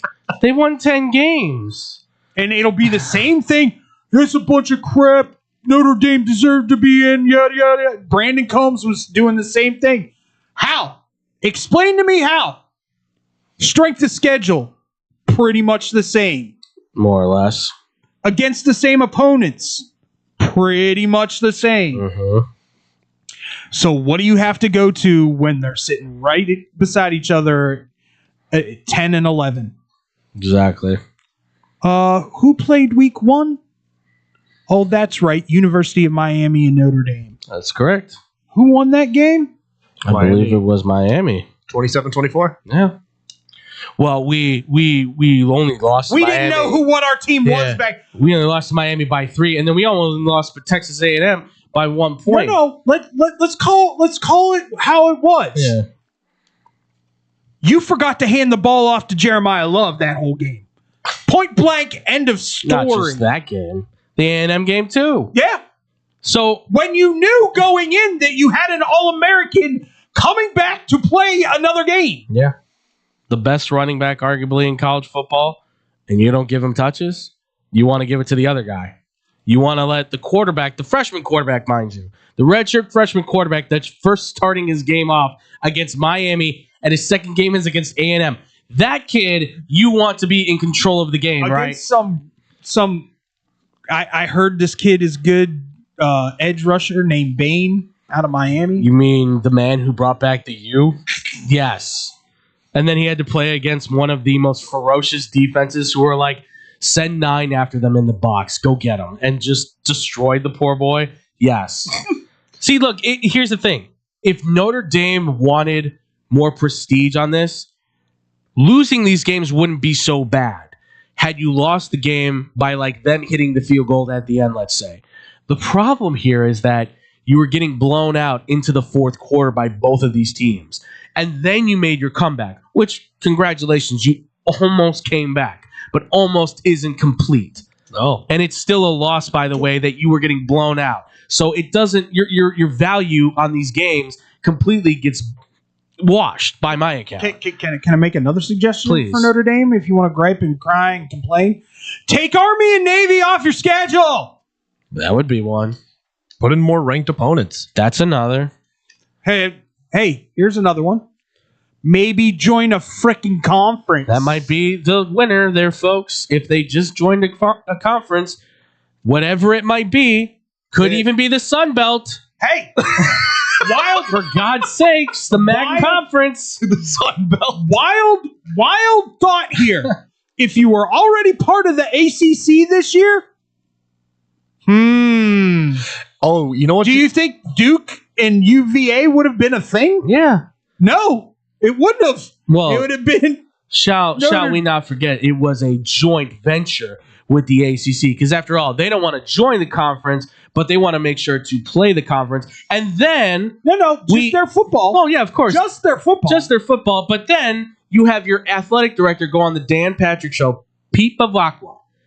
He goes out there in person on camera and says, "Well, the ACC completely destroyed any opportunity for us to get into the college football playoff. So now, let me get this straight. You're not part of the conference, but you dare then to throw their name out there as the reason why you don't get into the playoffs. So it's their fault, not yours, because you don't join their conference, but you have to play their conference." Explain to me why you think that is a valid argument and why you think that's okay to throw them under the bus instead of what your team did. That's what I'm like. The amount of disrespect this program apparently has for its coaches, its players, for now even saying, hey, we're not going to go to a bowl game because we don't. They had a team meeting. We had a team meeting and we decided we're going to boycott the bowl game because this is not right. This is wrong to do. How dare you do that to those kids? I don't think Touchdown Jesus would approve. No, he would not. He would not. Because here's the thing. You're taking away an opportunity for these kids to maybe get some last-minute game film for them to maybe go pro. Yeah. As well as some seniors that are never going to play this game again, possibly for Notre Dame. And now their last game is going to be this whatever they played at the end. I can't even remember. So now that's over with, right? No bowl game, no opportunity to maybe get one more thing on your resume, one more thing to put on your ring, right? Oh, yeah. That's gone. That's over with. The coaches that get a bonus for going to the bowl game, gone. Absolutely gone now because you are a little butthurt over the fact that you don't get it. You get paid as a university. And the money you get paid. And it's the Pop-Tarts Bowl. One of the highest paying bowl games out there right now. The coolest too. You get to eat the Pop-Tart when you win the game. By the way, not to mention the fact, how does that look to some of your recruits who just signed with you and might be wanting to sign with you that you said, we didn't get into the playoff. We're not playing our bowl game. You took your ball and you went home. Is that really what Notre Dame, the Fighting Irish, are all about? They have the name right in. It's right in there, the Fighting Irish. Not the lay down and take my ball and go home Irish. No.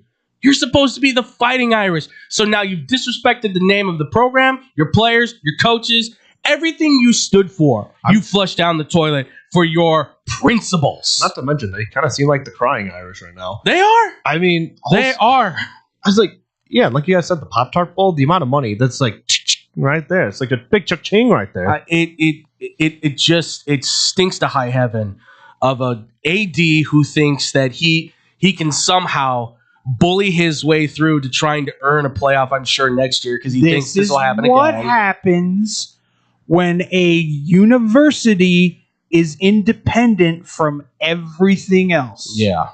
Everything else. You want to be the outside voices. The Notre Dame plays a Big Ten schedule. Are they 10-2? No, they're 8-4. Notre Dame plays an SEC schedule. Probably 8-4, maybe 7-5. Maybe better, but who knows? Plays an ACC schedule. They're probably 10-2, maybe 11-1.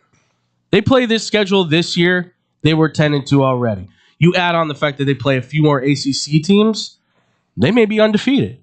Maybe you have a legitimate reason to say you're in the playoff because you won the ACC. You definitely go to the conference championship and probably win that conference championship game. Be it Duke or whoever it would be, Virginia, you probably whoop them both. UVA, you whip. Yeah. The only team in the ACC that you probably have an issue with is the one that you lost to week 1. Exactly. And that might be the matchup in the ACC championship. For all we know. Maybe things go differently in that universe. Because I understand the Miami thing. Like, look, you did lose to SMU. And you lost to Louisville. I'm not going to take that away from them. But they still ended up 10-2. They still had a winning record against ranked opponents over Notre Dame. And they had Notre Dame in the head-to-head. And it wasn't, again, as close as the score may say at the end, they still were blowing them out for Mario 3 of the 4 Cristobal quarters. Put in cruise control in the back half of the third quarter. But they still won.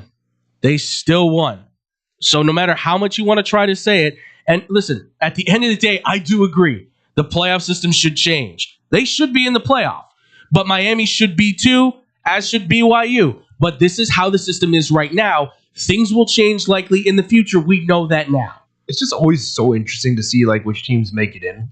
Oh, of course. And don't. Are we going 16? Is that what you're trying to say? I don't think we're going to 16. I think they're going to have to go to the point where they say it's the top 12 teams in. There's no questions asked. Yeah, but okay, so then you're saying that being a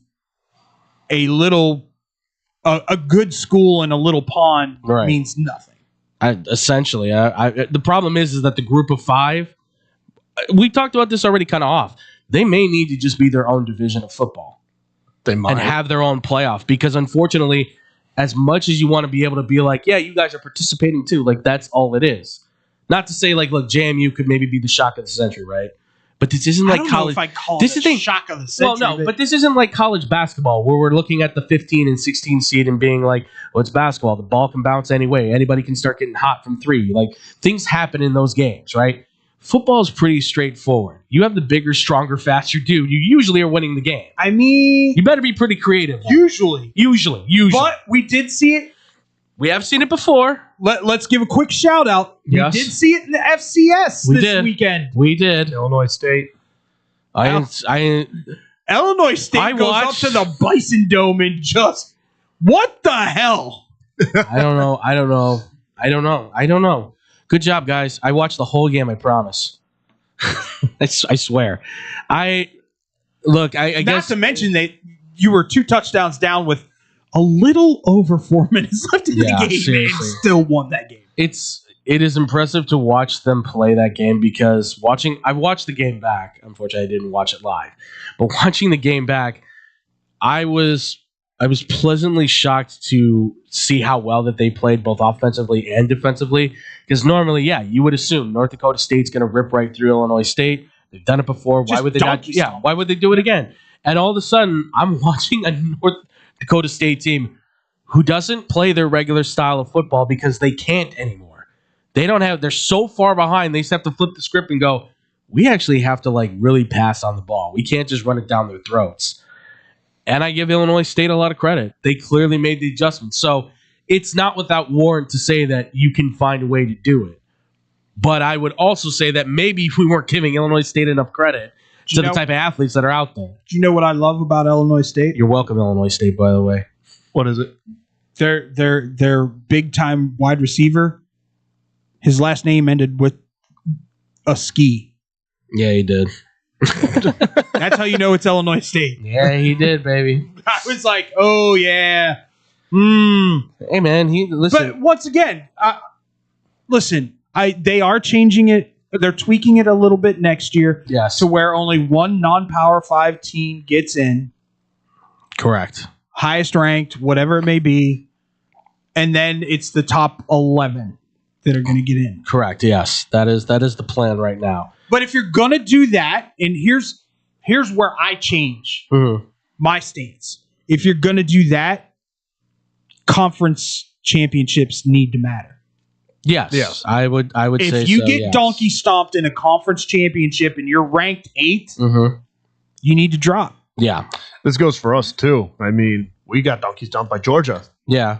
The thing though that I would say this for Bama is that You were the number 1 seed in the SEC, first and foremost. Yes, and the fact that they played 4 ranked teams straight, right? I mean, the fact that they had those wins and they have that strength of schedule, that's really what kept them alive. Yeah, because otherwise I would have said they should definitely be dropping. Because if this was the top 12 teams get in, I would have said they dropped to 11 or 12 after losing to Georgia. But because of that, I understand. I would have said they dropped to 10. And then you would have made room, I would have said, for another team to possibly pass in there because BYU's out. Yeah. But I understand where that position is. I'm interested to hear what the committee has to say though going forward as to their explanation as to why certain things were moved and why certain teams didn't move down or move up. It's because we also have the most losses out of all the current 12 teams right now. Right. So, but it only just came recently with the loss to Georgia. I mean, there's. I think this year, more than any other year, a 16 team would have been awesome. Sure. Notre Dame playing better than they've played probably all year in the last 4 games. Oh, they went into Pittsburgh and absolutely donkey stomped a really good. They dominated the game from front to back. Yeah. Texas looks. They've hit the high point. 180 degrees difference. Yeah. In what Texas looks like now compared to at the beginning of the season. And they had a legitimate argument to say maybe they sneak in. It wasn't going to happen because they're 9-3. Yeah. But their strength of schedule, their wins too, you could make the argument that they were right there as well to make a pass for the playoff. Beating A&M was this is right. the thing. And that's and that was it. That was kind of all right, you beat one of the top teams in the country, your rival, in a huge game at home nevertheless, but still. And also, Arch Manning has looked a lot better too. Oh yeah, he's Arch is going to be scary next year. If they I'm telling you that. If Ryan Wingo's sticking around, if he's not portaling, which sounds like he's sticking around, and these why wouldn't you stick around? Well, yeah, he's gonna end up being a top receiver, I think, next year. And this kid Lockett that they have looks. Boy, is he fast! Texas, man, you run a 4.3 or faster. You are locked within their eyes. My God, those kids are quick. So they've got every opportunity next year to take it. But this year they had any legitimate reason to say, look at our defense. It's one of the top 10 defenses in the country. Our quarterback, yeah, he struggled, but by the end there, he was putting it on him. So you could, and who doesn't want a Manning in the playoff? Next year, that's probably going to, they're going to look for every reason to say they're going to be ranked number 1 again next year, preseason. I'll give them 5. They're going to be top 5. It's the Arch Manning. I get it. They want. Listen, He's I know they want the narrative.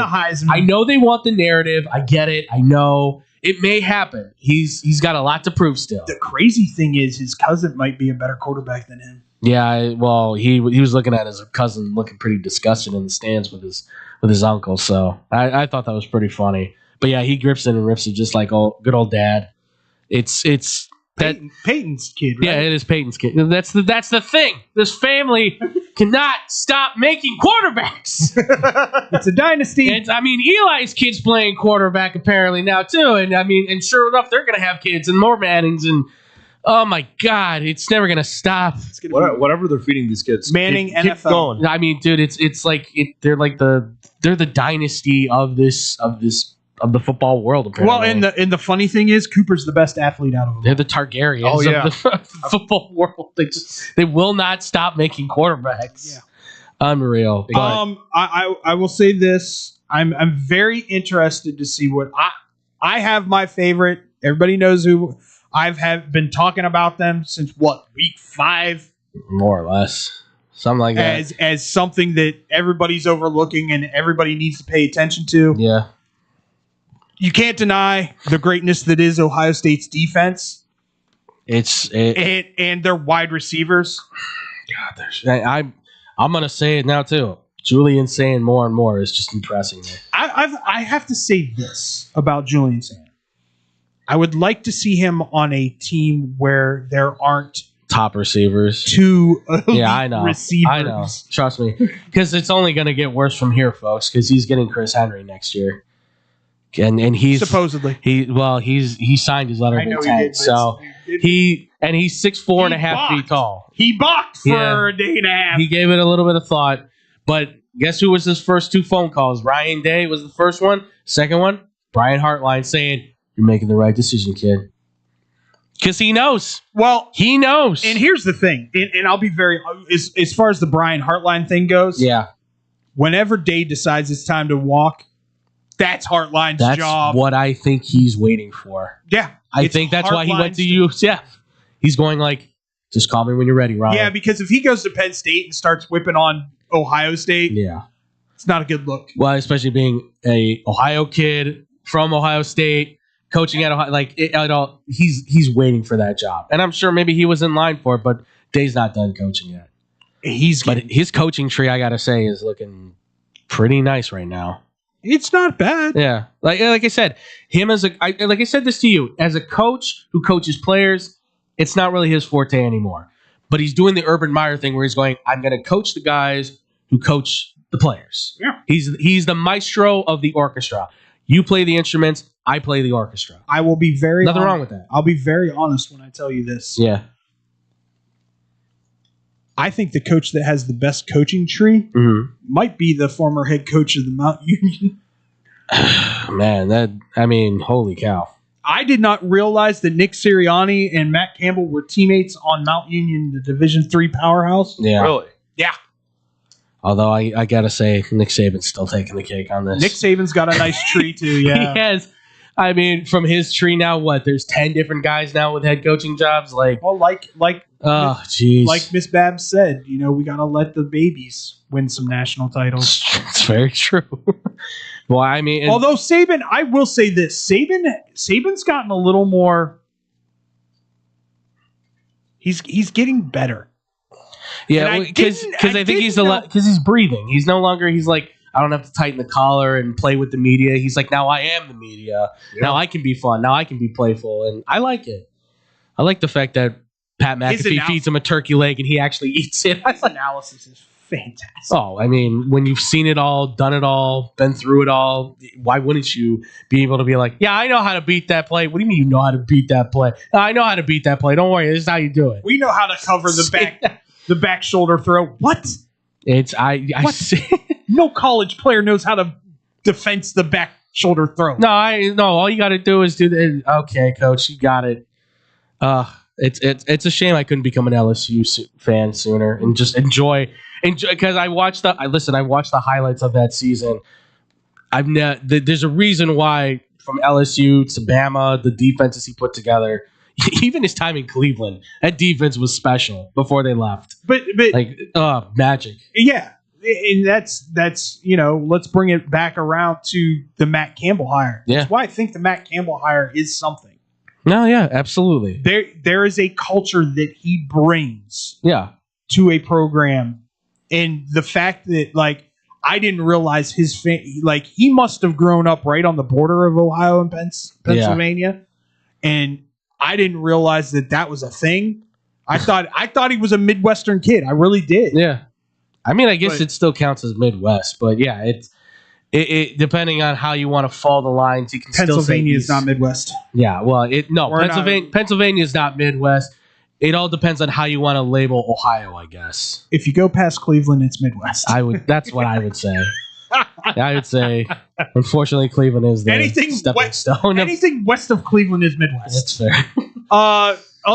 Other than that, listen. At the end of the day, I think the committee got it right. I do too. But here's the problem: when you sit here and preach and preach and preach that you want the best teams in college football, correct, in this playoff system, Tulane, I can argue. Sure. JMU, I'm not sure I can argue with because they played in such a horrible conference. Right. And that's just the biggest thing is that we don't want to see those teams get destroyed. You look at Tulane, mind you. Yeah. What it is, they did play Ole Miss, they got donkey stomped, but they had to play North Texas, they had to play Navy, they had to play all these teams that were ranked at the time. Yeah. And they beat them soundly. Yeah. Absolutely. I mean, the flip side of that is then you go, well, maybe how good are those teams? But shut up, North Texas is a thing. Yeah, apparently. Well, when they all leave to go to Oklahoma State, it's going to be. Do you think the quarterback really goes to Oklahoma Why would you not? The guy that built you, stay with it.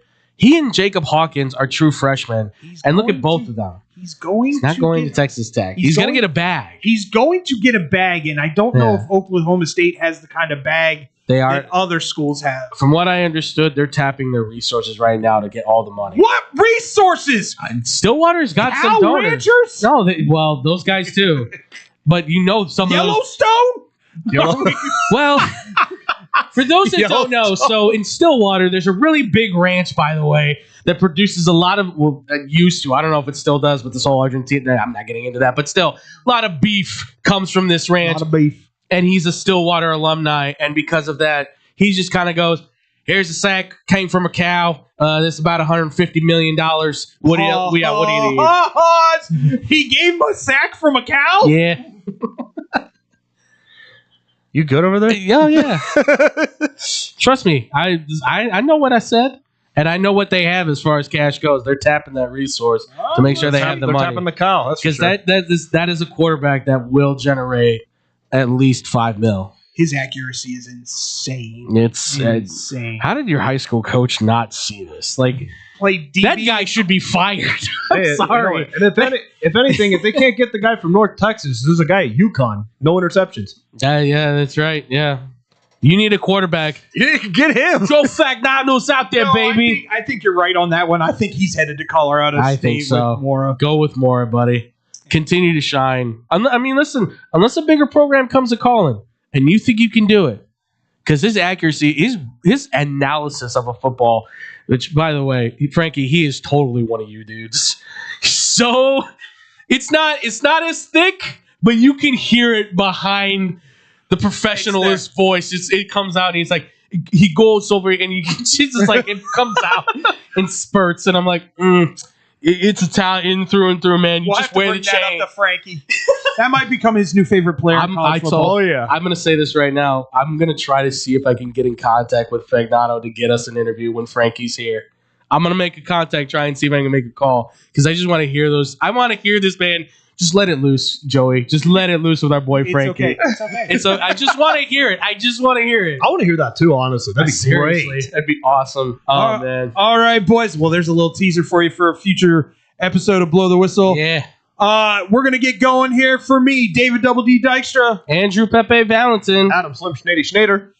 We will see you on Wednesday. Same bat time, same bat channel. Be positive, stay positive, surround yourself with positive things and positive people. We'll talk to you on Wednesday here on Blow the Whistle on SportsTownChicago.com. This is your home for sports. This is the best fans in the world. No better team. SportsTownChicago.com. Are you ready for this? Valley View Automotive has all of the hottest SUVs you've been looking for. Enjoy a test drive and the opportunity to drive one of these powerful vehicles off the lot for half the price. Yes, half the price. Now's the time to get yourself to Valley View by car, on foot, or even by air to take advantage of this